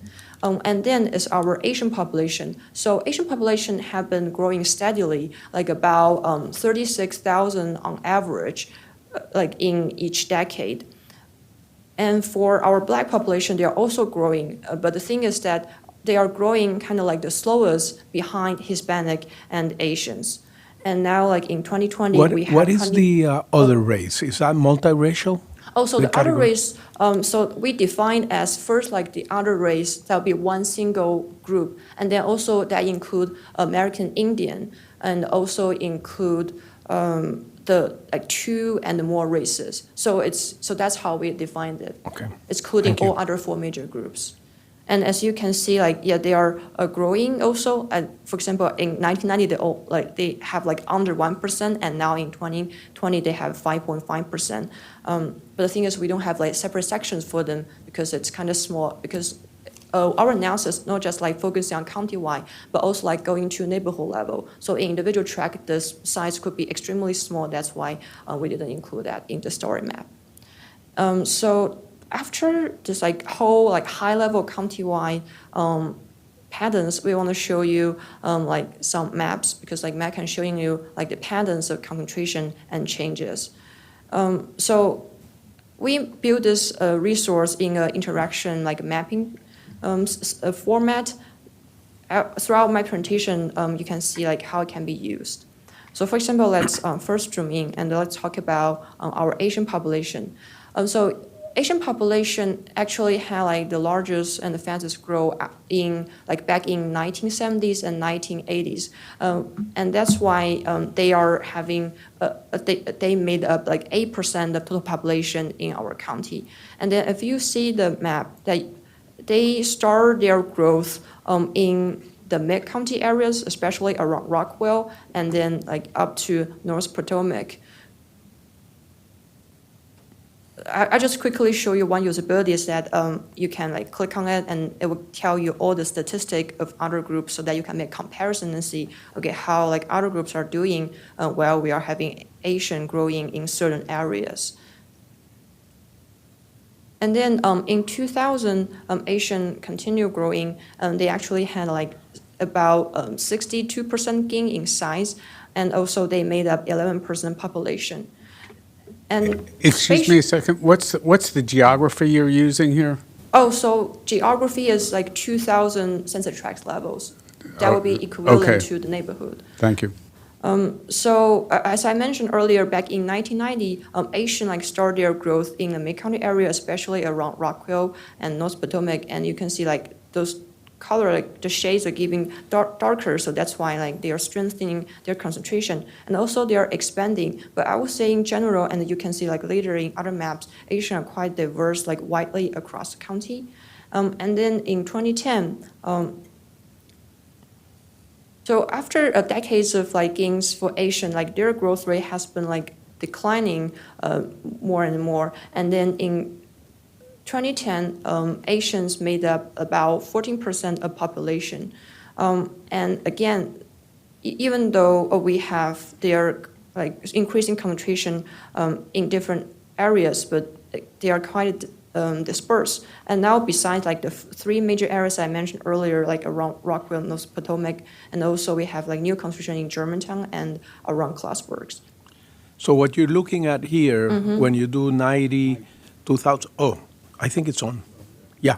When you're looking at 90, 2000, 2010, and 2020, you're not looking at the change. This is just like a snapshot for those years, no, in these maps.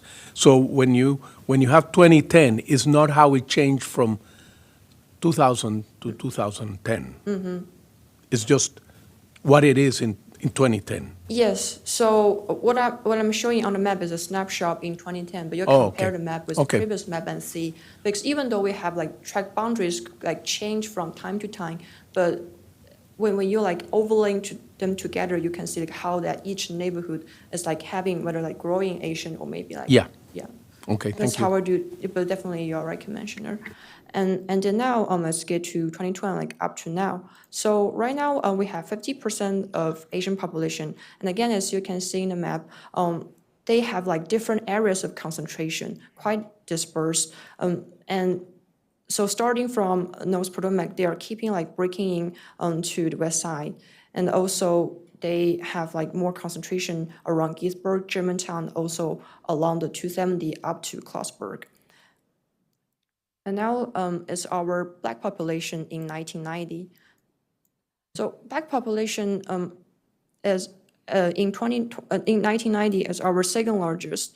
And their story in terms of dispersion concentrations is different from Asians. As you can see from the map in 1990, they start their growth especially at east and southeastern side of the county. Like mostly, let me zoom in a little further. It's in like Tacoma Park area and some in White Oak and also more in the Phelan and Burgess Cheney area. Then to 2000, they keep growing and made up about 15% of our total population in 2000. So if you remember the previous map, the concentration like didn't change much for Black population. Instead of like expanding to all other areas across the county, they strengthening their concentration, like again, most in eastern side and southeastern side, but also have like new concentration area, which is in the Aspen Hill area. And then in 2010, our Black population at this point having about 16.6%. At this point, they were outpaced by Hispanic and became the third largest group in our county. And continue expanding and concentrating, you can see like they're most focusing on, again, in the eastern area, also part of the Aspen Hill, which is this around like Aspen Hill, Glenmore corridor areas. But we also see their concentration growing around Germantown and Montgomery Village. And now in 2020, our Black population made up 80% of population. So they had a 19% increase from 2010 to 2020. The concentration pattern still like being consistent in the eastern side, major like corridor areas around Aspen Hill, and also we have a new concentration area around Germantown. And now let's talk about our Hispanic population. So even though like we know Hispanic population has been growing and now they are the second largest, but actually back in 1990, they were less than 4% of total population. And then they grow to like 7% in 1990. And at this point, they start their growth, I'm zooming a little bit further, they start their growth in the eastern side of the Dunn County, like most in the Long Branch area, and the one you can see like this darker color, like darker orange around like Wheaton Glenmore area. So they were growing pretty fast and large and almost doubled from 1990 to 2000, and now we have about 12% of total population for being Hispanic in 2000. And so their patterns of dispersion is like they expanding from Long Branch and along those corridor areas. So first up to like Wheaton Glenmore areas, and then they showing up in Montgomery Village, also like around the 370. In 2000, Hispanic outpaced Black population and became the second largest, and they also made up 70% population. So consistent with the previous decades, their concentration and dispersion is like they are like strengthening in three major areas like Long Branch, Wheaton Glenmore, and Montgomery Village, also around Shady Grove. So now what we have for Hispanics in 2020 is that they made up about 21% of total population. And again, their concentration has been consistent in those three major areas. So for our white population, in 1990, they were predominant and also have huge number across almost all neighborhoods in the county. And at this point, they were 72%. But then they began to decrease at an increasing rate. And in 2000, so first, their share declined in those areas that we see other people color groups been showing up, central corridor areas and also eastern side of the county. But still, they remain strong at the outskirts of our county. And in 2000, we had 60% of white population. And going to 2010, the decline of share of white population in those areas where people of color showing up has been continued. And now in 2010, we had under 50% of white population, which you can see it's a beginning of plurality for other single people of color groups. And then now let's jump into 2020.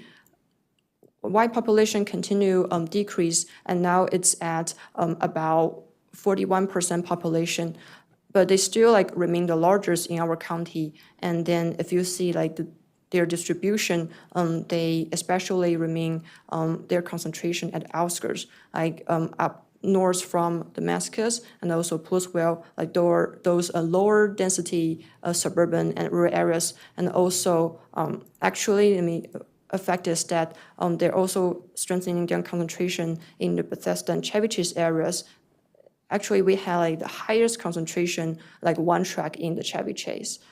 So previously, I was talking about the changes for individual groups. And so, for example, when one group is growing in one area, doesn't mean it's leading. So that's why we used a measure of diversity to understand the dynamics between different groups. And there are two thresholds for this measure. So first, if one single group is more than 17%, then we claim this group as the predominant one in a tract. And then if the single group is under 70% but more than 50%, that makes it a majority. But when one single group is less than 50%, and also there's no other single groups more than 50%, we'll claim those tracts are no majority tracts, and we see as equivalently they have certain level of integration and being diverse. And so let's see this bar chart on the right-hand side. In 1990, actually, we only have 9% of no majority tracts.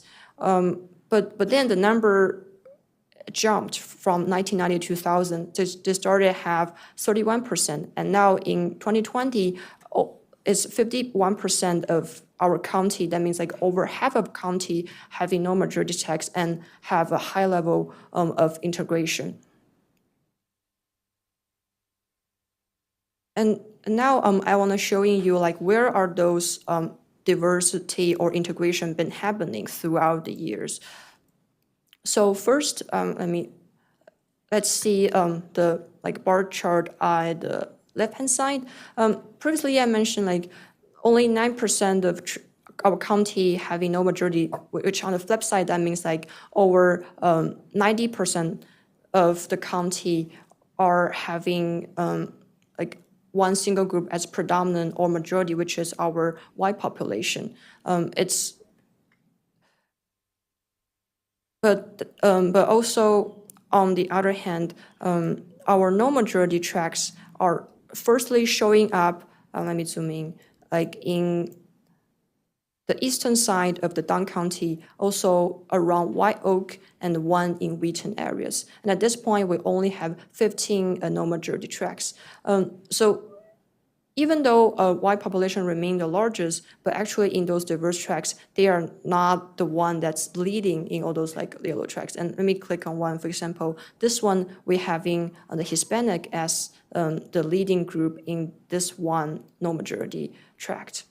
So going into 2000, our total population was growing, but also our people of color population were growing too, and they are growing faster. That's why, and that contributes to this jump in terms of size for no majority tracts from 9% to around 31%, and now we have 54 tracts in total where no single group is being majority. And you can see the pattern for this integration is that they started from the eastern side of Young County, and then along Route 29 going to the eastern side of our county, like at the border of Prince George County, and also they along like Route 97 going to Wheaton Glenmont areas. And then we are seeing the pop up of the no majority tracts are around the mid-county corridor areas, like around Rockwell and then Montgomery Village, and also around Germantown.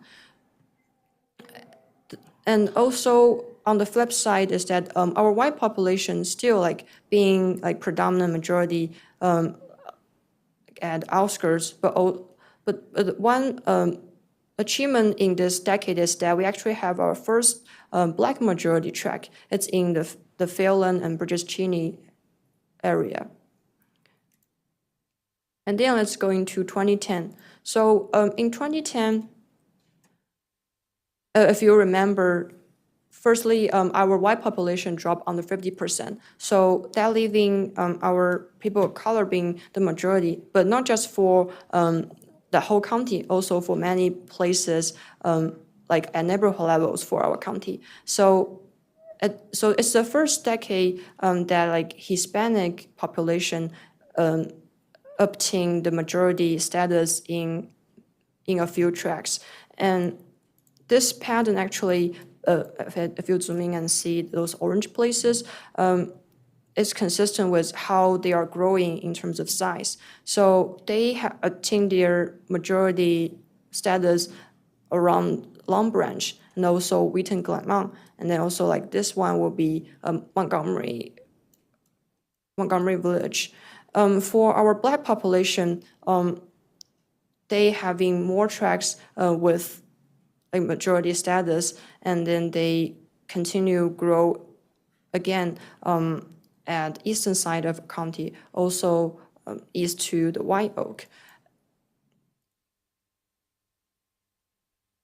And now is where we are for 2020. So in 2020, over half of the county, like 51% of them is yellow, which means like they're no majority tracts and have like a relatively higher level of integration. And among those, you can see other people of color are being the majority. And actually, if we click on this one, so this is the like pretty close to Phelan and Burgess Cheney area, and it's our first black predominant tracts. And then for our Hispanic, their pattern of concentration in terms of the majority has been consistent, again, at the three major areas. But we also have our first Asian majority tract at the North Potomac.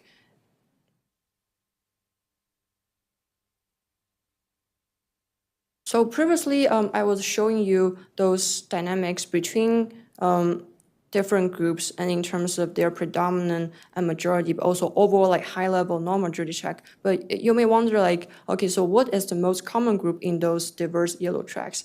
And this section would give you the answer. So in 1990, we have 15 or more majority tract, and we have this functionality as a slide bar that you can compare. So at this point, when you're breaking down, it's like not just white population leading those diverse tracts, but actually they're followed by black, like having 5 tracts with like black as the leading group, and then 1 tract for Hispanic. And then in 2000, when you review it, you can see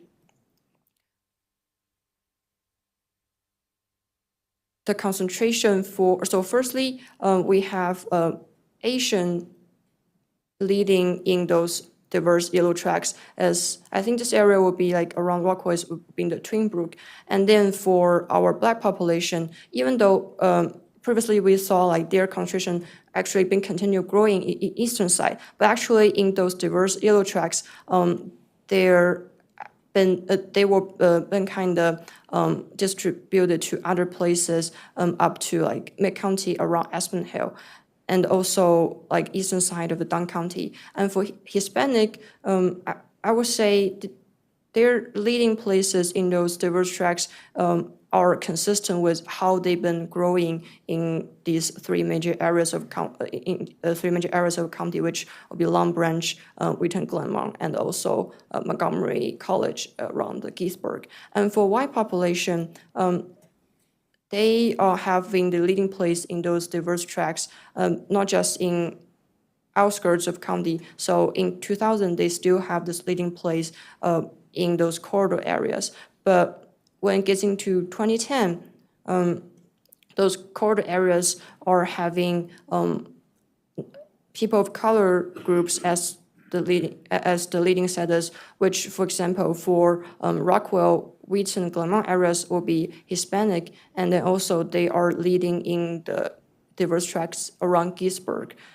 For our Black population, they continue their leading place at the eastern and southeastern side of the county, but also like in Aspen Hill. And actually there we have one new concentration area for the Black in those diverse tracks is up to like Clarksburg and Germantown areas. And for our Asian, overall, you can see like they are quite dispersed, one in Rockwell and one at North Potomac and one around Germantown. And for our white population, their leading place like started from center and then are expanded or pushed to kind of get into the outskirts. And now is what we have for 2020. So in 2020, we have Asian having 13 tracks as the leading place and 26 tracks for Black, 33 tracks for Hispanic, and 47 tracks for white. So overall, it's 119 tracks out of 232 in total. That means like over half the county are having high level of integration. And I want to show you like one point is that look at like Clarksburg and Germantown. So relatively, the concentration like from different like four major groups are quite even in these places. So not just like let's saying even though like Asian are leading Clarksburg, but overall in this larger Clarksburg area, we having like all four major groups gathering here. So like the whole larger area here, we say have another level of integration. And so I want to end my presentation here, but also the overall message I want to say is that our county is becoming more diverse and integrated, but the story is not the same for all neighborhoods in our county, and also definitely the patterns of concentration and dispersion vary by like race and ethnicity. For example, you can see Asian are quite dispersed, like they are having this leading concentration areas in a pocket places, but not like having a like larger gathering themselves. But for Black population, they like are strong in the eastern side and southeastern side. And for Hispanic, we see like their high concentration in Long Branch, Glenmont, and also Montgomery Village. And for white population, they remain strong at the outskirts. And in terms of in those diverse tracks, you can see they remain strong like north from Clarksburg and also south of Gettysburg and east to Olney.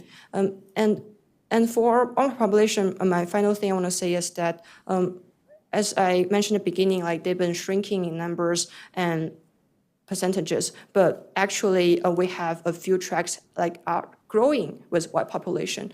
And one thing like right now, since we are having the University Boulevard area like master plan going on, actually like one track in that area have been seen the growing sign of white population.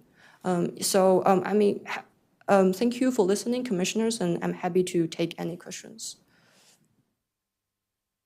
I mean, you've given us a lot of information. I don't know if everybody's prepared for questions now or wants to submit questions. Your choice. I do have one Commissioner quick Hill? one, which is, this is based off census data, right? So the Asian population can't be broken down any further than that category.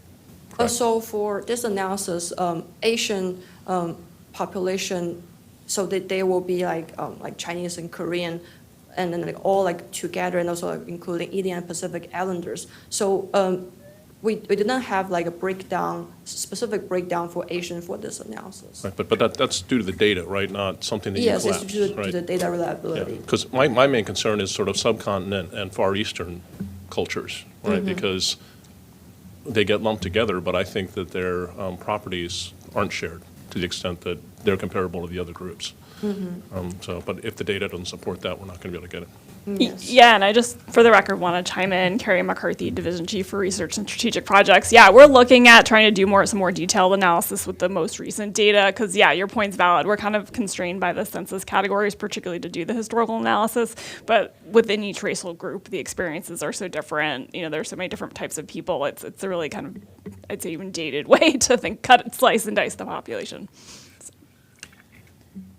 Yeah, thank you for the presentation. I mean, this is very interesting data. I mean, you use basically the common denominator was the census tract. Did you ever think of going deeper than that into enumeration districts or more breaking down some of the census tracts? I mean, would the census allow you to do that and see if you can get more refined data? Because I don't know whether if you look deeper than the census tract, whether you would see integration or segregation, whichever way you want to call it, a little bit different. I'm just wondering whether you've thought about that. Thank you for the question, Commissioner Pinello. So if I think in the future, there could be a way to refine, but also actually we look at this approach since it's like we want to do like analysis for all tracks in a county. We do not recommend like going under like deeper. Like below central like block groups.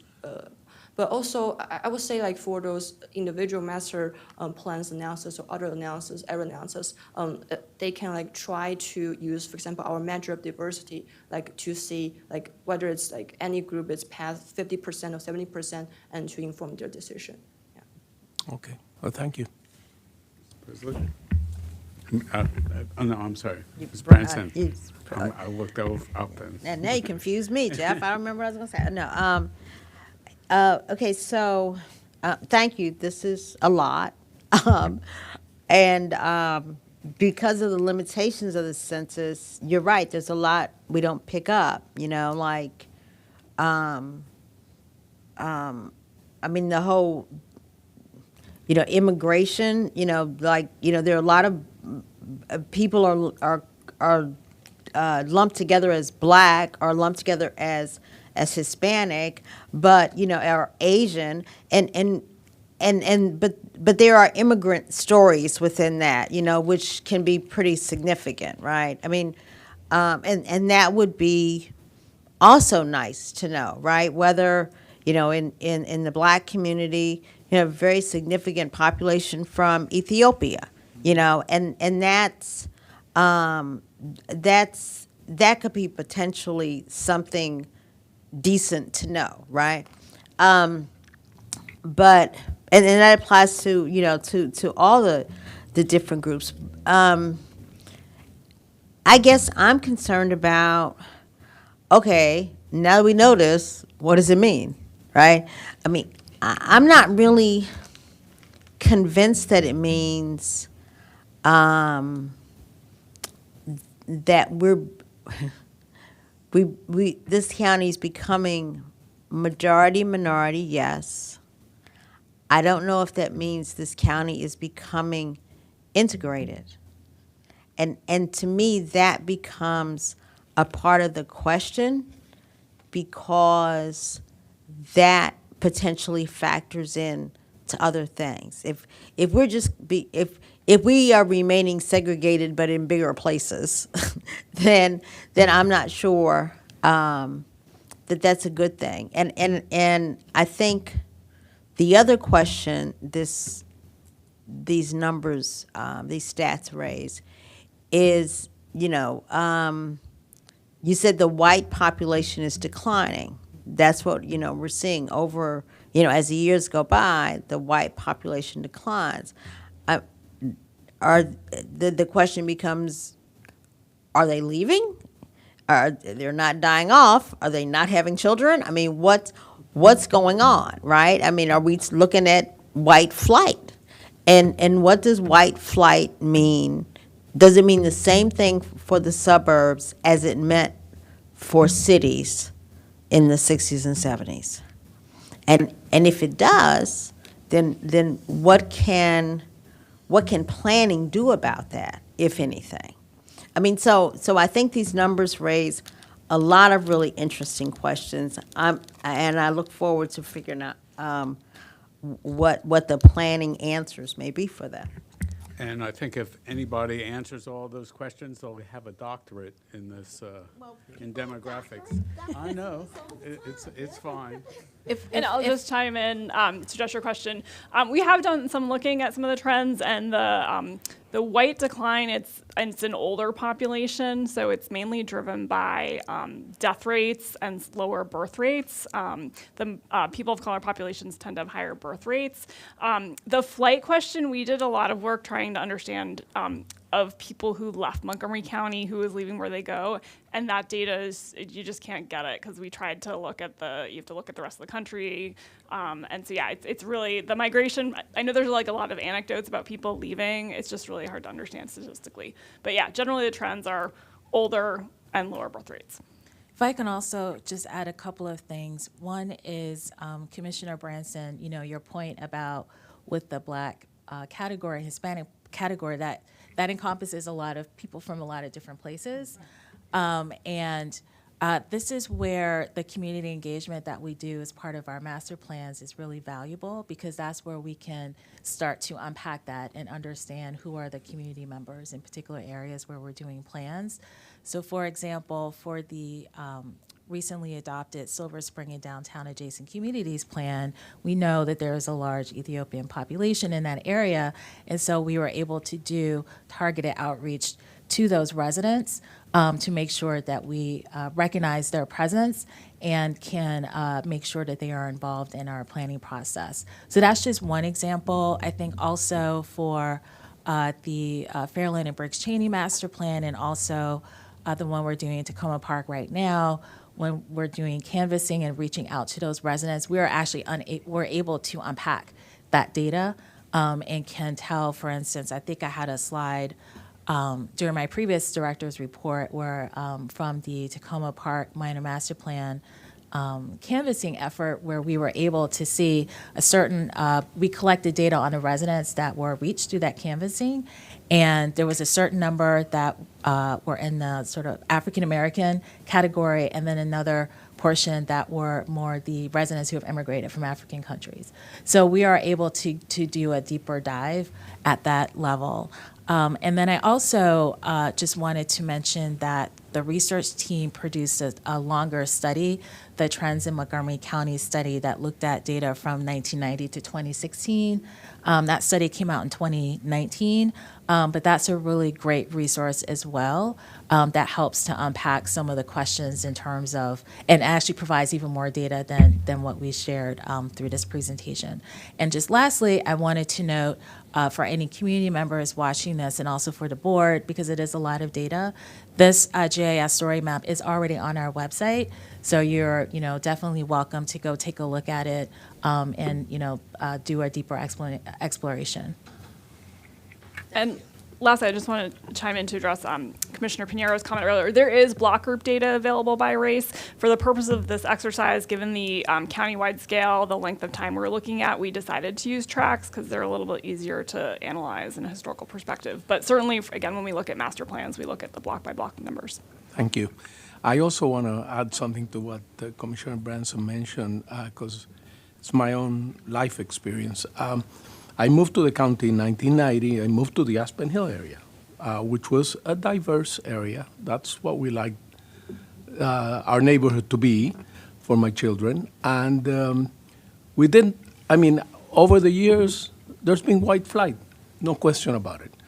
I mean, I've seen it on my neighbors. They moved to Olney, and maybe after Olney got more diverse, then they probably moved northward to wherever. So there is, I mean, this is something that definitely it's worth looking at, the issue of white flight, how neighborhoods change, what they call the tipping point once you get into a diverse area. I've stayed in my neighborhood because I do like diversity. But then the schools have become majority minority, which, you know, how do you deal with that situation? The same with, you know, Route 29. I mean, we look in Thrive 2050 how the emphasis of wealth was directed towards 270 and not 29 and 95. I mean, how do we, through planning, change that so that we become less segregated, and more integrated? I just wanted to comment on what Commissioner Benson said. Thank you very much. I think Commissioner Presley has something to say. I see a hand in the far right. Actually, now the commissioner previously asked my question, so. Oh. You know, what do we do with this information? You know, that, I think that's really an important question. And I think becoming more granular, even if it gets presented to us, presented to future boards, master plan per master plan, that would help to know, not just from the purpose of numbering individuals, but how do we reach out to different community groups with the different mixes and make sure that voices are being heard. Noted. And I was going to just note, again, this is Tanya Stern, that is exactly how we can use a tool like this, which is to help inform our master plan development, to help us understand, you know, the communities where we're doing plans. But it's also, I just wanted to note, it is a resource for us to understand Montgomery County's history of change. That's one of the things that I found so fascinating about this when I first saw it, was that it told us a much richer story of the changes in the demographic, the racial and ethnic demographic makeup of this county than I was certainly aware of. And actually showing which parts of the county has changed in terms of where people have moved or moved away, or those changes have happened. And so, you know, I just wanted to uplift. Telling a more accurate story, a fuller story, is very valuable in and of itself. But it is very much a tool that we use for our work. Okay. I have one more comment, if I may. I've been looking at this map and thinking, this is the standard way to present demographic information on geographic information, right? But the thing that gets lost in this presentation is population density, right? Because when we're talking about the relative numbers and changes, putting it on a geographic map has these very large areas that are not very well populated that look like, you know, it's more or less, right? Because I actually wonder whether the portrayal of what I see on the map now would look significantly different if it was sized by population density, right? And I appreciate that's a challenge. It's a huge creative challenge for how to do it. But I think that might be a valuable thing to see visually in some variety than just seeing it by a geographic overlay because of the problems that I mentioned, right? Real point. You know, of course, the smallest census tracts are the most dense census tracts. That's right. That's right. So it compounds the problem. I'm always struck by that when you just see political maps of the United States. Is, you know, you have these huge color differences, but it doesn't portray. You know, if we're talking about one person, one vote, it doesn't portray that. Or Kansas. Okay. Thank you very much. Thank you for an excellent presentation. We appreciate it. Thank you. We're ready whenever you are to go to the next item.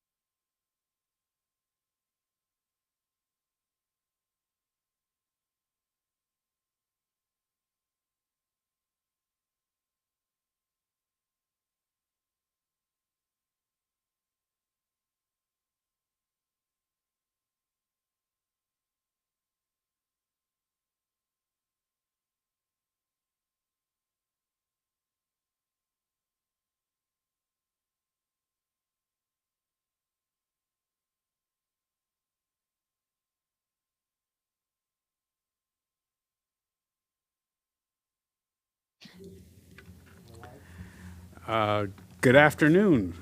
This is the December 1st Planning Board session. We are on item 10, a briefing on the mapping segregation project. I'll turn it over to staff from here. Thank you.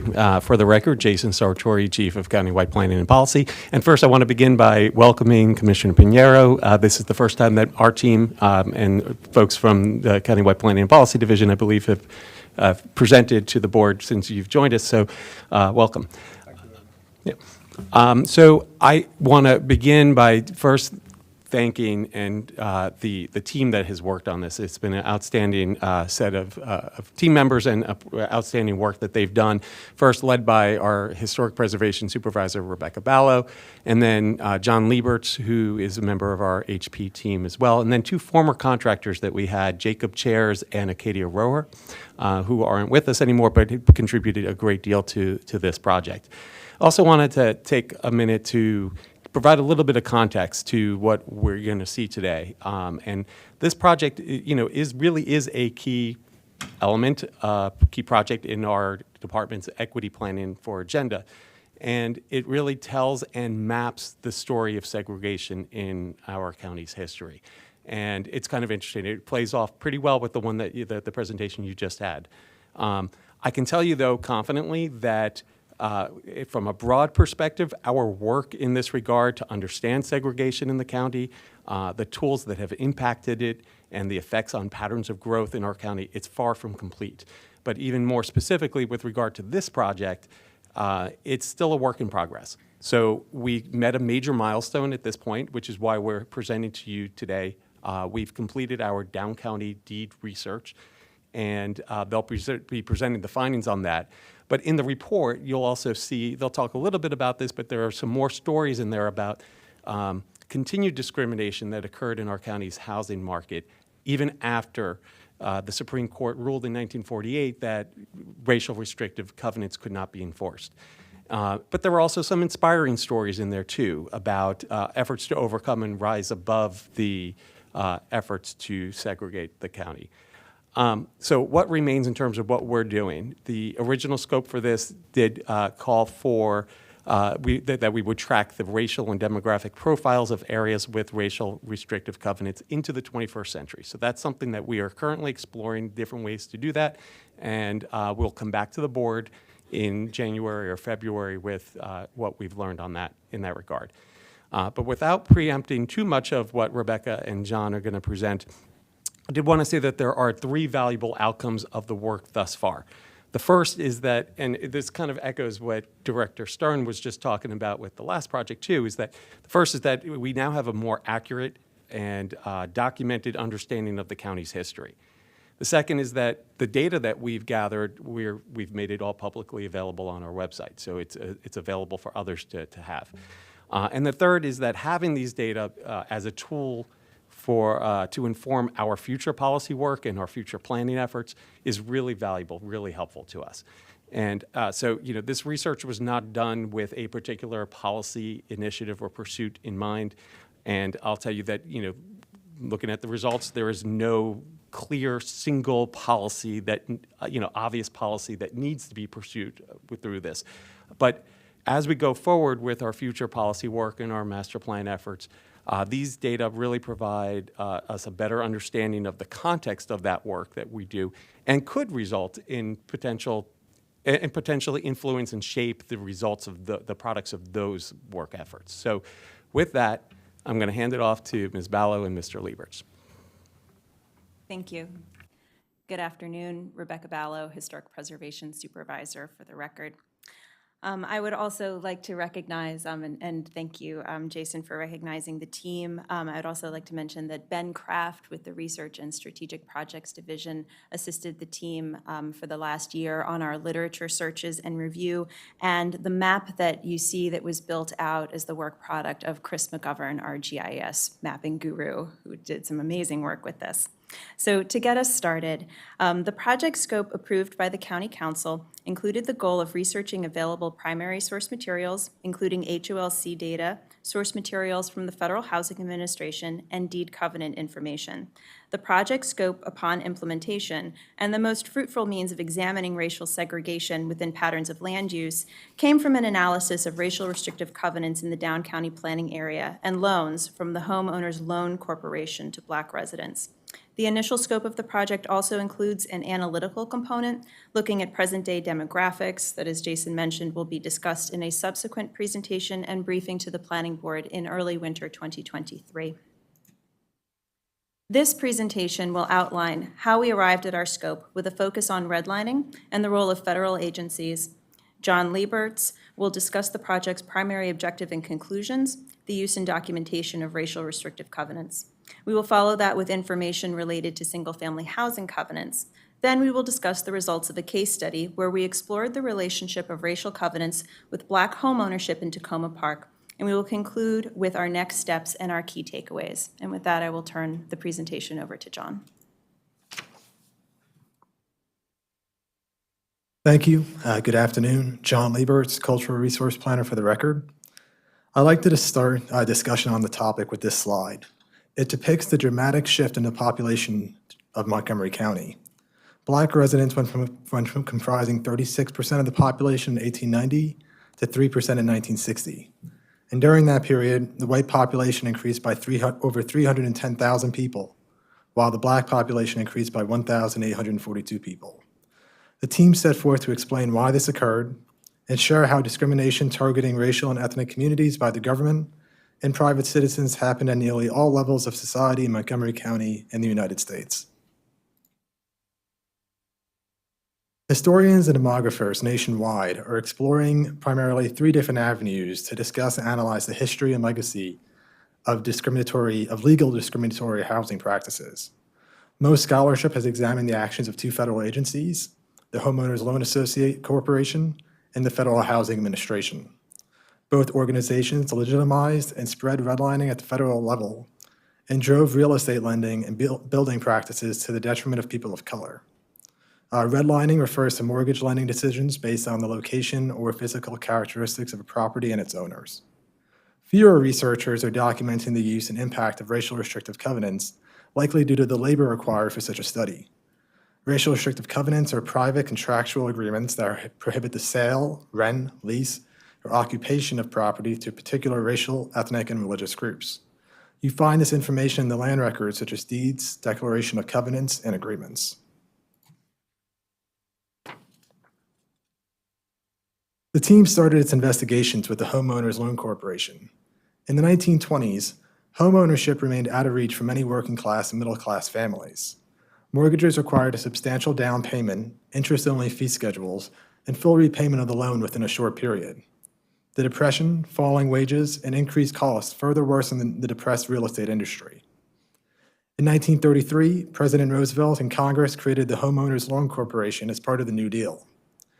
The agency focused on acquiring distressed residential mortgages from homeowners who could not make mortgage payments or were in danger of default. The HOLC then provided owners with new amortized mortgages with a 15-year repayment schedule and favorable lending terms. In the last couple of years, researchers used local land records to analyze mortgages from the HOLC. An analysis of 3 metropolitan areas suggested that the agency may have provided loans to Black residents proportional to their level of homeownership. Race, however, clearly played a role as the agency identified the racial makeup of applicants' neighborhoods and constrained opportunities within the existing patterns of segregation.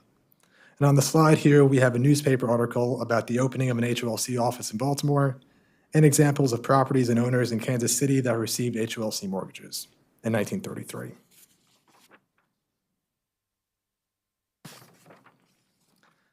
So our project team utilized an established methodology to explore loans from the HOLC to Montgomery County residents. The process included analyzing the land record index to find who received mortgages from the HOLC, reviewing the deed information from property owners and their names, and then cross-referencing the property owners with census records to determine the individual's race. Federal records noted that Montgomery County residents had submitted 811 applications to the HOLC office. 424 of those loans were closed, which equaled approximately $2.6 million. The team documented 409 loans in the land records. We determined that 400 loans were provided to white residents, 7 loans to black residents, and the race of the other 2 owners could not be determined. There are too few properties to draw any definitive conclusions. In 1940, black residents owned approximately 4.8% of the non-agricultural homes in Montgomery County, but received less than 2% of the closed HOLC mortgages. Therefore, the research suggests that the HOLC provided loans to black residents of the county at a lower rate proportional to their share of home ownership. We mapped the location or approximate location of each of the 7 black homeowners who refinanced with the HOLC. Most of the property owners live near the Lincoln Park community in Rockville. If you click on an individual pin, the pop-up, which is an example shown on the screen, shows the address, subdivision, property owner, year they acquired the land, mortgage year, and terms. In 1935, the HOLC moved to manage, sell, and liquidate its real estate holdings, which it acquired through defaults. It was during this phase, after the agency had insured up to 90% of its loans, that it created the notorious residential security maps. The maps identified black communities with having a lower investment potential, higher risk, and they shaded the areas red. How these maps were used by the HOLC and distributed to the FHA and other banking industries is debated among historians, but it's clear that the maps provide archival evidence of lending risk perception in the 1930s. And historians and demographers have used these maps to analyze the legacy of redlining. We are unable to consult this resource as the residential security map never existed for Washington, D.C., or has been lost.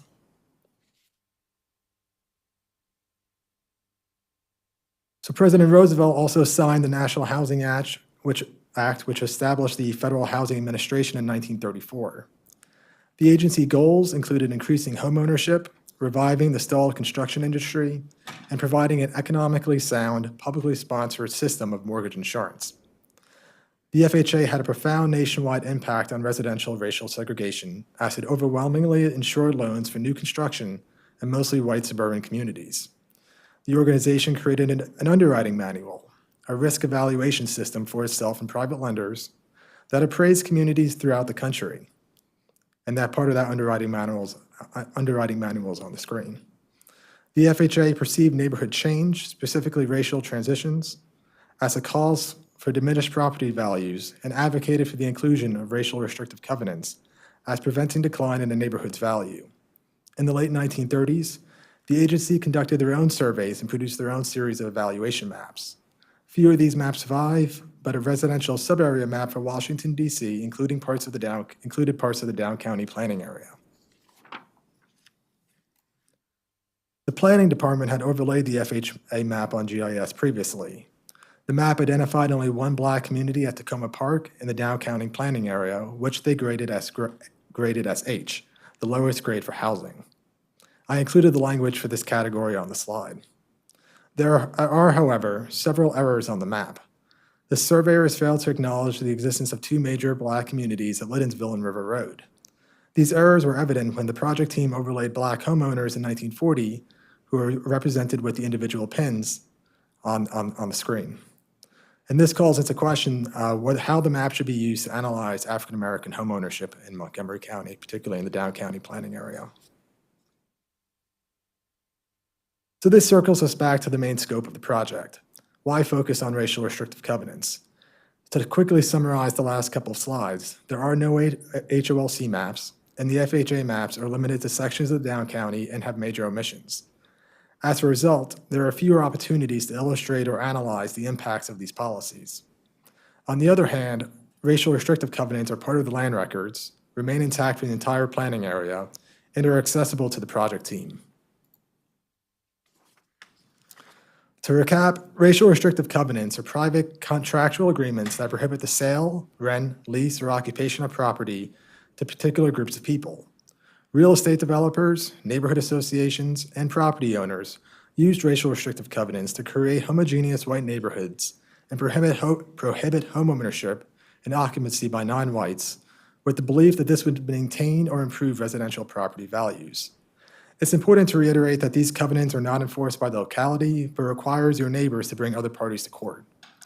The Supreme Court ruled these covenants were unenforceable in 1948, but private property owners could continue to write them in the land records until the passage of the Fair Housing Act in 1968. There are two ways that the work of examining racial restrictive covenants is being done nationally. One is a parcel-by-parcel analysis. You take every individual parcel back to the late 1800s and look for racial covenants in the deeds. This is a very time-consuming process. The other method is to supplement this approach with machine learning. Computer AI searches for keywords, but individuals still need to fact-check, document, and log data. And while you capture most covenants, it could still take years of work. The Mapping Prejudice Project, being conducted out of the University of Minneapolis and Minnesota, is the most comprehensive analysis of racial restrictive covenants in the country. And this slide shows the total number of volunteer hours, deeds transcribed, and number of volunteers involved in that project to date as shown on their website. So our team approached racial restrictive covenants at the subdivision plat level with a sampling method for each plat. We had the GIS team send us all the plats within the Dow County planning area, as shown partially on the left.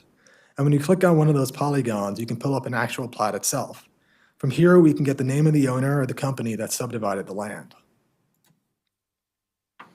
From there, we use the land record index to look up the property owner or company and conveyances made by that entity at the time of subdivision. With some luck, we then select individual deeds or declarations of covenants from that owner and confirm it's the correct subdivision. Finally, we examine the land records for any racial covenants. If we found racial restrictive covenants on a property within a subdivision, we marked the entire subdivision as yes and moved on to the next plat. The researchers would examine multiple parcels within a subdivision before noting that it did not have racial restrictive covenants. If this shortcut failed, the team would select individual properties and conduct traditional deed research, moving back sale by sale to the late 19th century. And for plats with less than 5 to 10 lots, it often made sense to take this approach. So upon completion of this effort, staff found that properties associated with 728 of the recorded plats, that's about 41%, included racial restrictive covenants between 1904 and 1952. And an additional 63 of those recorded plats, about 4%, likely included properties with racial restrictive covenants as well. As we look at this map for subdivisions recorded between 1904 and 1952, it's important to remember several key points. First, this map shows trends from the selective sampling. It does not document covenants at the parcel-by-parcel level. And second, that the public would need to conduct additional deed research to confirm whether racial covenants were placed on their individual properties. With that being said, the red shaded areas were areas we found that had racial restrictive covenants, the pink shaded areas possibly had covenants, and the blue shaded areas had no covenants. It's critical to understand that the areas shaded blue did not welcome Black residents. De facto and de jure segregation occurred throughout the county. The previous map often raises questions about all the gaps on the map. So here is the same map, but the gray shaded areas include all recorded subdivisions after 1953. And these are recorded plats that we did not investigate.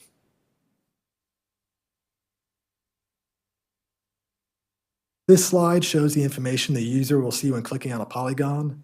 You'll be able to pull up the survey plat, the property owner, the racial restrictive covenant text, the groups discriminated against, and other such information. I'm now going to walk through the spread of racial covenants in Montgomery County over time. This map shows new subdivisions created between 1904 and 1909. In the Dow County, developers and other owners used racial restrictive covenants sparingly at first. Examples here include the 3rd and 4th additions to Chevy Chase and Silver Spring Park. Here's the language from the county's first known recorded racial covenant in 1904. Robert Holt Easley, a real estate speculator from Virginia, subdivided Silver Spring and Silver Spring Park and added the displayed racial restrictive covenant. These covenants combine racial segregation with nuisance law, public health, and ideas about racial purity from that time period. In the next decade, from 1910 to 1919, real estate developers included racial restrictive covenants in properties associated with 12 of the 36 recorded plats. These subdivisions included Edgewood, Bradley Hills, Cabin John Park, Chevy Chase Park, and Hillcrest in Tacoma Park.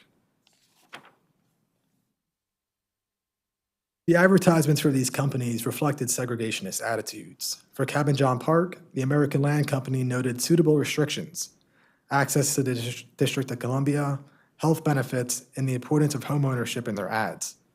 The company offered the first 100 properties at auction to only the highest white bidder. Historians suggest that covenants were used in affordable neighborhoods to restrict people of color from purchasing homes when the price of real estate itself didn't prevent Black homeownership. Developers used racial covenants almost as an amenity to convince prospective white homeowners to purchase properties in the suburbs. A false narrative that racial homogeneity sustained property values had taken hold in the mind of white Americans. Two national events further increased the propagation of racial restrictive covenants. In 1917, the Supreme Court decision in Buchanan v. Worley prohibited racist zoning. Several southern cities had enacted zoning ordinances that required separate residential areas for its Black and white residents. While racial zoning failed, developers and owners, however, recognized the usefulness of the legal system to enforce housing segregation and concluded that agreements between two private parties permitted by restrictive covenants face less judicial scrutiny than wholesale government-acted segregation. And I included on this slide the main points that the city of Louisville argued in that case. The ideas about deterioration of property values would remain a core idea of discriminatory housing practices throughout the 20th century. During this same period, the Great Migration led thousands of Black Southerners to flee violence and poor living conditions and move to northern cities. By the 19-teens, Washington, D.C. was a cultural and financial center for Black Americans, with 110,000 residents, which accounted for approximately 25% of the city's population. Many Black Washingtonians had government jobs as clerks and other bureaucratic positions, and there was a small upper-class community. Racial tensions were elevated as housing and employment opportunities were limited, competition had increased, and newspapers stoked fear with sensationalized and false stories of violence against white women by Black men. In addition, Black soldiers returning from World War I had experienced better treatment overseas and pushed back against unfair policies. In 1919, what's now known as the Red Summer, marked a pattern of white-on-Black violence that occurred throughout the country. In July, a 4-day race war erupted in Washington, D.C., where Black residents resisted and retaliated. Many white Americans, however, emerged from the violence that summer with the opinion that the nation needed more segregation. And this slide includes false and sensationalized headlines that ran in newspapers across the country. As these events unfolded, white real estate developers and residents of northern and western cities moved to isolate the Black population by all means available, including racial steering and racial restrictive covenants. In 1924, the National Association of Real Estate Boards endorsed the use of such practices in its Code of Ethics as shown on the left. In 1926, the Supreme Court further institutionalized the use of racial restrictive covenants when it rejected a challenge to the practice in Corrigan v. Buckley. So returning to our map analysis, between 1920 and 1933, there is an increase in the percent of recorded plats associated with racial restrictive covenants. Major subdivisions included Battery Park, Blair, North Woodside, Ebrook Blaze addition to Silver Spring, Seven Oaks, Blair Tacoma, Woodside Park, a new section of Chevy Chase, Indian Spring Park, among others. And during this period, covenants spread to other ethnic and religious groups. In 1932, covenants adjacent to Seven Oaks included restrictions against people of Asian descent. The following year, a corporation discriminated against people of Jewish descent. And the term Semitic races appeared in almost all the conveyances associated with properties that discriminated against Jewish residents. While the racial description of Semitic included various groups, the developers likely intended to discriminate primarily against Jewish people.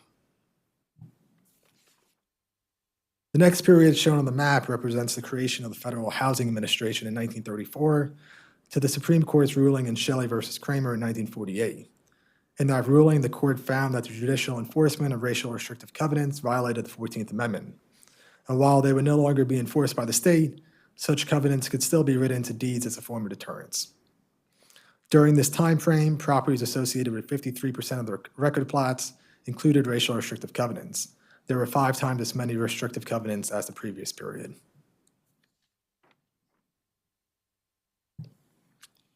The number of racial restrictive covenants targeting Jewish residents increased dramatically in the late 1930s and 1940s.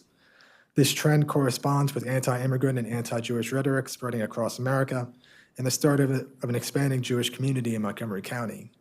Subdivisions that included such covenants included Bannockburn Heights, Bradley Woods, Locust Hill Estates, Ridgewood Village, 16th Street Village, Westgate, among others. And many of these subdivisions are located on the western side of the down county. Racial covenants against Jewish residents culminated with a lawsuit filed in Bannockburn Heights. In 1947, 5 of 52 households filed a lawsuit in the Montgomery County Circuit Court to force Lucille Tushin, a Christian, to evict Aaron Tushin, her Jewish husband, from their jointly owned family home down Wilson Lane. The suit claimed irreparable damage caused by his occupancy in violation of the restrictive covenant. After local and national coverage of the incident and community support of the Tushin family, the residents dropped the lawsuit. The project team reviewed all the Dow County planning area plats recorded between 1949 and 1952, so 4 years of data after the Supreme Court ruling in Shelley versus Kramer. Properties associated with 126 of the 416 recorded plats included racial restrictive covenants. However, properties associated with 50 of the 126 recorded plats with such covenants noted subject to existing covenants from previous land conveyances. Therefore, the number of new covenants dropped to approximately 76 of the 416 recorded plots, which is about 18%. And staff would expect the number of new racial covenants to continue to fall until it's outlawed in 1968. The Shelley versus Kramer decision appears to have minimal impact to the demographics of Montgomery County with respect to Black homeownership, however. White flight from the District of Columbia contributed to another massive population increase in the suburbs. And between 1950 and 1960, Montgomery County's population increased from 164,000 to over 340,000. And the white population increased from approximately 153,000 to 327,000. That's an increase over 100%. And the Black population grew nowhere near at the same rate. The population went from 10,330 residents to 11,527 residents. So during this period, the FHA slowly amended their policy to no longer permit racial covenants in the deeds in 1950, but the agency remained silent on who a property owner could sell or rent to. Therefore, voluntary discrimination remained in full force. The actions of the federal government and real estate developers, however, were strengthened by the decisions of the individual community members, the hands-off approach of the local government, and the apathy of the general public. So here is a summary slide showing discrimination against particular groups of people. All the covenants the team documented discriminated against African Americans, and a quarter of the covenants discriminated against people of Jewish descent. Less than 2% of the covenants discriminated against Asian Americans. Throughout the country in the 1950s, Black Americans who attempted to purchase homes continued to experience protest, threats, intimidation, vandalism, arson, and violence. The withholding of financing from mortgage lenders and they received unfavorable terms. Also, real estate professionals were unwilling to show properties in all-white communities for fear of censure or boycotts. And there were agreements between real estate professionals, lenders, and improvement associations to prohibit sales of people of color. Our report goes into more detail about the civil rights movement in Montgomery County, but I wanted to share an example here of a family who persevered. Mary Betters, formerly Mary Williams, was president of the Montgomery County branch of the NAACP in the late 1950s. She documented her family's struggle to find housing in an all-white neighborhood near Veers Mill. In 1961, the real estate agent quoted the Williams family a higher price than advertised and refused to accept their deposit. The owner of the agency later tried to deter the couple from purchasing the property and claimed his company would go out of business if they sold to African-American purchasers. In the end, the agency released the property owners from their contract with the firm to sell, allowed the owners of the house to sell directly to the Williams family. So the efforts of the African-American community, civil rights and fair housing activists, and other allies led to the passage of the public accommodation and fair housing legislation here in Montgomery County in the 1960s. Next, the project team recorded single-family housing covenants in the land records as well. And more often than not, there are numerous covenants for a particular property or subdivision. And one of the common covenants which further limited communities along socioeconomic and racial lines with single-family housing covenants. Here is a map of all the single-family housing covenants that the team recorded in the Dow County planning area. Users of the map can examine the following information when clicking on a polygon. It includes the name of the subdivision, the covenant text, and the expiration of the covenant. The expiration is important here because these covenants could still run with the land. For example, in this covenant for Woodside Park, it stated that the covenants remain in effect until the first day of January 1950, when they shall cease and terminate. Other covenants provided less specific language, and here are all the single-family housing covenants that had no explicit expiration date. Here we have the single-family covenants that existed absent any racial restrictive covenants. We overlaid the two maps on one another. Again, these covenants were another layer that dictated exclusivity of the suburbs along racial and socioeconomic lines. In support of the upcoming Tacoma Park Master Plan Amendment, we focused on Tacoma Park and used the area as a test case for potential future phases of the project. So looking at Tacoma Park, there were less racial restrictive covenants percentage-wise, but we wanted to explore the interplay between the growth of the Black community there and the use of such covenants. To accomplish this, the team tracked Black homeownership in Tacoma Park in the year 1900, 1920, 1940, and 1950 using the census records. The process included reviewing each page of the census, recording Black homeowners and renters, and cross-referencing each owner with the land records to find an associated property. The deed record would then provide us with a plat, block, and lot number, which we would then use with the plat record and MC Atlas to determine the current address. We had to take these steps as most of the censuses before 1950 didn't list an address, and if it did, the address didn't correlate to our present-day streets and house numbering system. Sorry, I forgot to click forward for that slide. And this is just showing you the overall process going from deed record to the plat record. The next series of maps provides a timeline of covenants with Black homeownership. The first known Black homeowners in Tacoma Park were Lewis and Grace Thomas, who worked as a caterer and nurse, respectively. Lewis Thomas acquired the property at 15 Montgomery Avenue in 1896. The 1900 United States Federal Census listed them as the only Black homeowners in Tacoma Park, but 7 other families rented houses nearby. There were 40 Black residents at that time. The Black community had its greatest period of growth between 1900 and 1920. The population grew to 203 residents. 13 families owned property, and additional 27 families rented. The Black-owned homes were dispersed throughout Tacoma Park, and only one racial restrictive covenant existed at Hillcrest, which is shown in red. Between 1920 and 1940, the Black homeownership in Tacoma Park continued to increase. By 1940, there was an equal number of homeowners, 33, and renters, 34. The overall population expanded as well to 304 residents. During this period, however, properties associated with at least 18 subdivisions included racial restrictive covenants, which channeled and concentrated the African American community's growth into 3 distinct areas. These became known as the Hill, which is located near Oswego, Geneva, and Ritchie, shown here. The Bottom, near Colby Avenue off Sligo Creek, shown here. And an unnamed smaller community on Poplar Avenue. The Hill included the First Baptist Church at Tacoma Park, established in 1922, and the Tacoma Park Rosenwald School, established in 1928. In 1950, Black homeownership in Tacoma Park had increased to its highest levels in the 20th century. There were 56 owners compared to 27 renters. The population continued to increase with 445 total residents, but the inclusion of racial restrictive covenants in the previous decade continued to isolate and concentrate the community.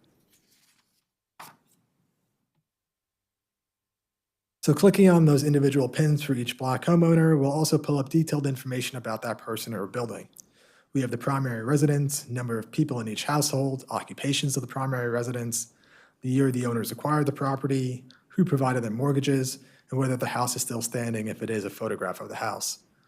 This information will be invaluable as we consider these areas for any type of historic designation or review, or undertake master plans within these boundaries.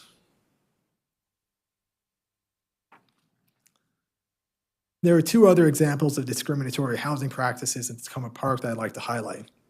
One relates to reactive or racial restrictive covenants, and the other to the actions of a local civic association. So on this map, the blue outlined area here shows the approximate boundaries of a reactive racial covenant. These are different than the covenants we've been discussing. On May 3rd, 1947, property owners in Tacoma Park agreed to a declaration of covenants with the sole purpose of restricting the sale of property to Black residents. While in the other cases it was an individual owner or developer putting the covenants on properties at the time of subdivision, this was an after-the-fact declaration agreed to by each party of the community. And our methodology would not normally capture these cases. In addition, here we have the Lincoln Valley Civic Association that took an additional step to further isolate a Black community within their boundary. The association boundaries, which are highlighted in yellow, their bylaws included limited membership to Caucasians only. And therefore, the Black residents on Colby Avenue, which are the Black residents are indicated by the pins, had to form their own civic association. The success of the case study led the team to expand our documentation of Black homeowners to the entire Dow County planning area, but we only were able to do this for the 1940 United States federal census. We identified a total of 97 Black homeowners, which accounted for 12% of the 802 Black homeowners countywide as shown on the chart. And there were 4 main communities in Liddensville, Tacoma Park, Hawkins Lane, and River Road. So here's a map showing the relationship between those communities in 1940 and the racial restrictive covenants. And this map shows the individual pins representing African-American homeowners. And similar to the other maps, you can click on a pin to pull up information about the individuals. And lastly, this map adds the location of single-family housing covenants, which also precluded Black homeowners as well, as shown by the map. So this concludes this portion of the presentation in terms of the background information, and Rebecca Balla will now talk about next steps and key takeaways. So at this time, the project team is partnering with the Research and Strategic Project Division staff to examine the legacy of racial restrictive covenants to see if there is any association between the findings of our deed research and existing racial and demographic profiles of census tracts or other designated areas of the county, such as our equity focus areas. This forthcoming research would complete the final portion of the project scope outlined in Phase 1. So we've attempted to distill what the staff believes are some of the key takeaways from this project. As you heard, it's a lot of research. We've been at this for about a year and a half now, but trying to, again, distill some messages. Real estate developers working in Montgomery County employed racial restrictive covenants and other tools of de facto segregation throughout the 20th century, deliberately restricting where African Americans, Jewish, and Asian residents could buy homes and live. And as again, I said, the final project report will attempt to describe this pattern in different neighborhoods and across populations over time. And even where codified racism was seemingly absent, voluntary discriminatory practices abounded legally, with homeowners, landlords, developers, and violent threats and actions against undesirable potential residents persisting as deterrents. This race-based discrimination limited opportunities for the Black community to build intergenerational wealth through housing ownership at the same rate as white residents, and likely severely impacted the growth of the African American population in the county at large. This project has resulted in the county having a more accurate, documented understanding of the history of racial segregation, and all of this data will now be mapped and publicly available. Also, we think it's important to be able to center the stories of African American property owners and neighborhood activists to demonstrate how the research can highlight these individual experiences. And having the data available will provide useful information for the planning department, historians, interested residents, and will help to inform future planning and policy efforts in support of the planning department's equity agenda for planning. And that concludes our presentation. We're happy to take any questions. Thank you. Well, thank you for the presentation. Amazing piece of research, really. Do we have questions? Commissioner Branson? Nobody's surprised, right? So first of all, I hope everybody within the sound of my voice reads a book called The Color of Law, because it talks about many of the things you spoke about. It's a fascinating book and very depressing. But I wish I could remember the name of the author. But Richard Rothstein. thank you, because I have read the book, but I just was blanking on that. A few things. First of all, in your presentation, well, first of all, I'm glad you brought up the religious, the anti-Jewish covenants too. I know also in this county there were anti-Catholic covenants people should know about. So there were there were covenants that talked about basically you had to be a white Anglo-Saxon Protestant, period, end of story. If you weren't, just keep going. That's important. People need to understand that. Unless I'm sure there's no way for you to really, track this. But the GI Bill played a huge role in ensuring the segregation of the suburbs because, most black soldiers were confined to service units. And the way the GI Bill was written, unless you were in a combat unit, you couldn't apply for GI Bill benefits. Race neutral on its face, absolutely discriminatory in its effect. My grandfather's one of the probably, I don't know, but my grandfather actually fought in World War II. He got 2 Purple Hearts. He fought in a combat unit. Because somehow or another he got hooked up with the French. I'm not sure how that happened, but he fought, and because of that, he was able to use the GI Bill to buy a house as well as to go to school. That changed my family incredibly. So yeah, I guess my point is that there had been. And one more thing. You mentioned in your presentation that there were a substantial class of African Americans in D.C. who worked for the federal government who had, good government jobs. Well, that was until Woodrow Wilson. And Woodrow Wilson segregated the federal workforce. And in segregating the federal workforce, those people who had those jobs were consigned to the bottom. He made sure of that. Woodrow Wilson also screened Birth of a Nation in the White House. I say all that to say this. The efforts in this country to assure the subjugation of people of African descent have been far-reaching, have been never-changing, and have been consistently applied. I would hope that we can be just as far-reaching and consistently applied in our efforts to undo the things that have been done.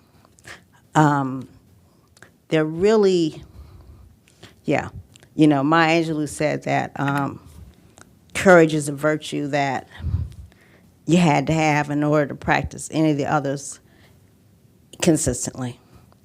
And we need to do that.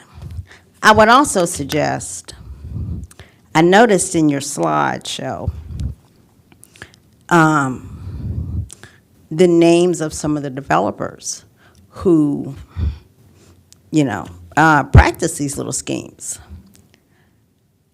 One of the names I noticed, I'm pretty sure we got a few streets named after these people.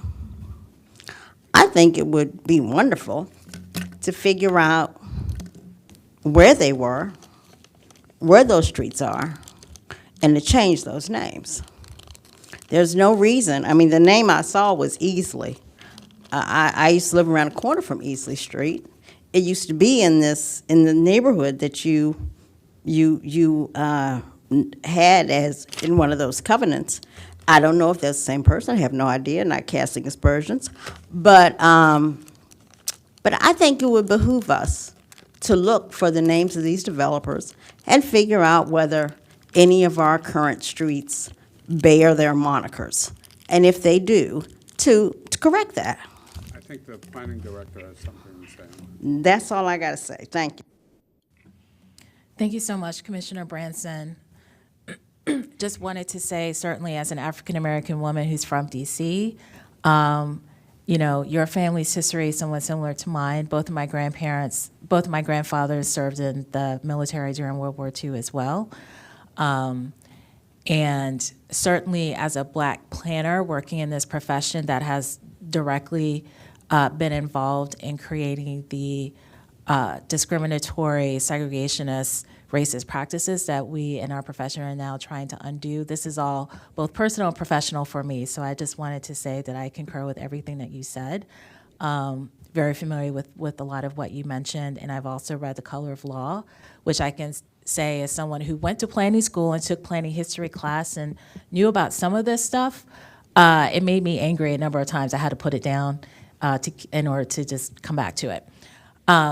But to get to what you just noted, so I believe I may have mentioned in a previous presentation that back in the summer of 2020, the County Council asked the Planning Board Chair as well as the County Executive to undergo a review of the names of public facilities and to identify those that were public facilities and streets that were named after Confederate soldiers and those who do not otherwise reflect the county's values.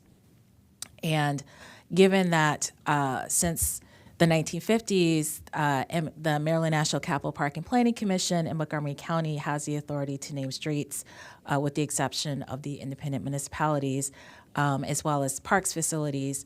That was the project that we focus on working with the Parks Department. And out of that, the Historic Preservation Team worked with the historians in the Parks Department and developed a database that included the names of nationally known and local Confederate soldiers, slaveholders in Montgomery County, as well as the names of over 3,000 Black residents who were held in bondage in Montgomery County. That was where the research stopped at that point. When we got that request, it did not come with funding. So this was something that we undertook within our own resources. But there has been sort of the question of, you know, what could be included in a future phase. So I appreciate the suggestion. That is something that we can certainly consider because that category would fit in the latter part of what the council's request is. And I guess lastly, what I will say is that out of that initial project, we did identify 3 streets that had full name matches to Confederate soldiers. They were nationally known Confederates, and we did rename those streets in July of 2021. So we did complete that work. But one thing that you did mention in terms of the names, this was an issue that we flagged when this research was done. There are a number of streets that have last name matches to individuals that were in that database, specifically Confederates and slaveholders, but it would require a lot more research to determine if a street only had a last name match, is it that particular individual or someone else? So that is something I just wanted to note for the board. I'd like to make a comment. I mean, I'd like to echo what Commissioner Branson and our planning director said. It infuriates me to hear about these racial restrictive covenants, but that's history, and you guys have done a tremendous work. I mean, I read The Color of Law, but you've really taken that to the local level. And I hope it's available for other people who are doing research to pick up on it and continue doing the historical research that we need to do to fight for any form of discrimination. The only other comment that I would say is that, I mean, this was blatant discrimination. You know, this was like open. At the time it was considered legal. it baffles my mind. But anyway, I think there's more forms of subtle discrimination going on now. I don't know to what extent. I know that you're looking at history, but as we work on Thrive 2050, we have to look at other forms of discrimination that are going on now, which have to do with zoning, have to do with lot size, have to do with land cost. It's not a coincidence, and we've seen here that things don't happen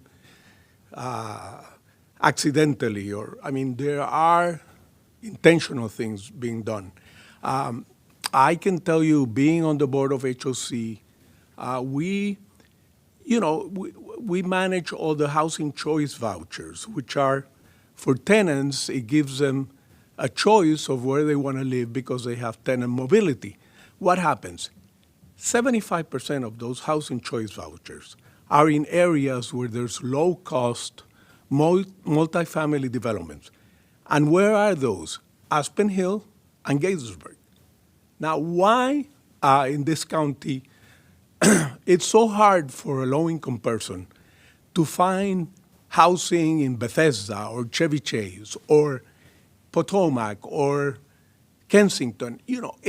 We got to find ways that planning can contribute to lowering the barriers for people to find a decent place to live, close to where they want to work and close to opportunities. I think that will be the next step, to the extent that you can take this historical research and push it to more subtle ways of discrimination where people don't have options and people don't have choice. Thank you very much. Anyone else? No? Commissioner Presley? Yes, I agree with those comments wholeheartedly, and I'm wondering, as we looked at one project today that had a 12.5% MPDU ratio, and do we go beyond that to say what exactly is that moderately priced, dwelling unit? So, are we trying to direct more of those types of units to be put in the areas within, Bethesda, within Potomac, and so forth? Because I think that data should be determined. Let's put that on the map as well. This is Jason Sartori for the record. I do want to say that, yes, the county passed a law a few years back that changes that requirement for certain neighborhoods that meet certain characteristics. It's a 15% requirement now. And we are actually required to update that once every year, and I believe that we'll be coming to the board probably in January to let you know. I think it takes effect on January. It's not something that the board has to approve. We just run the numbers, we update it, and then we'll present it to the board so that you can be aware of those changes. So do you know, just off the top of your head, like, what is the current in Montgomery County? Is there one standard for what would constitute an MPDU in terms of cost, value, whether it's for purchase or in a rental building? It's based on a percentage of median household incomes. Okay, so it is a blanket formula. It doesn't change per area? Not so far as I know. I'll ask staff. No. Okay. I know that's a little bit off topic, but it just, those are some things I'd be interested to see. I think, given the commissioner's interest, we'll do some session on MPDUs and what the standards are, how it's located, what the prices are, and we'll just try to schedule that. We can certainly do that. Thank you. Okay, nothing else? Thank you very much. An amazing presentation. I know what those land records look like. I know how you have to be able to read Sanskrit in order to translate the older plats. It's just amazing work, and I appreciate it. I think that's it. I think with that, we're adjourned. Thank you. Thank you.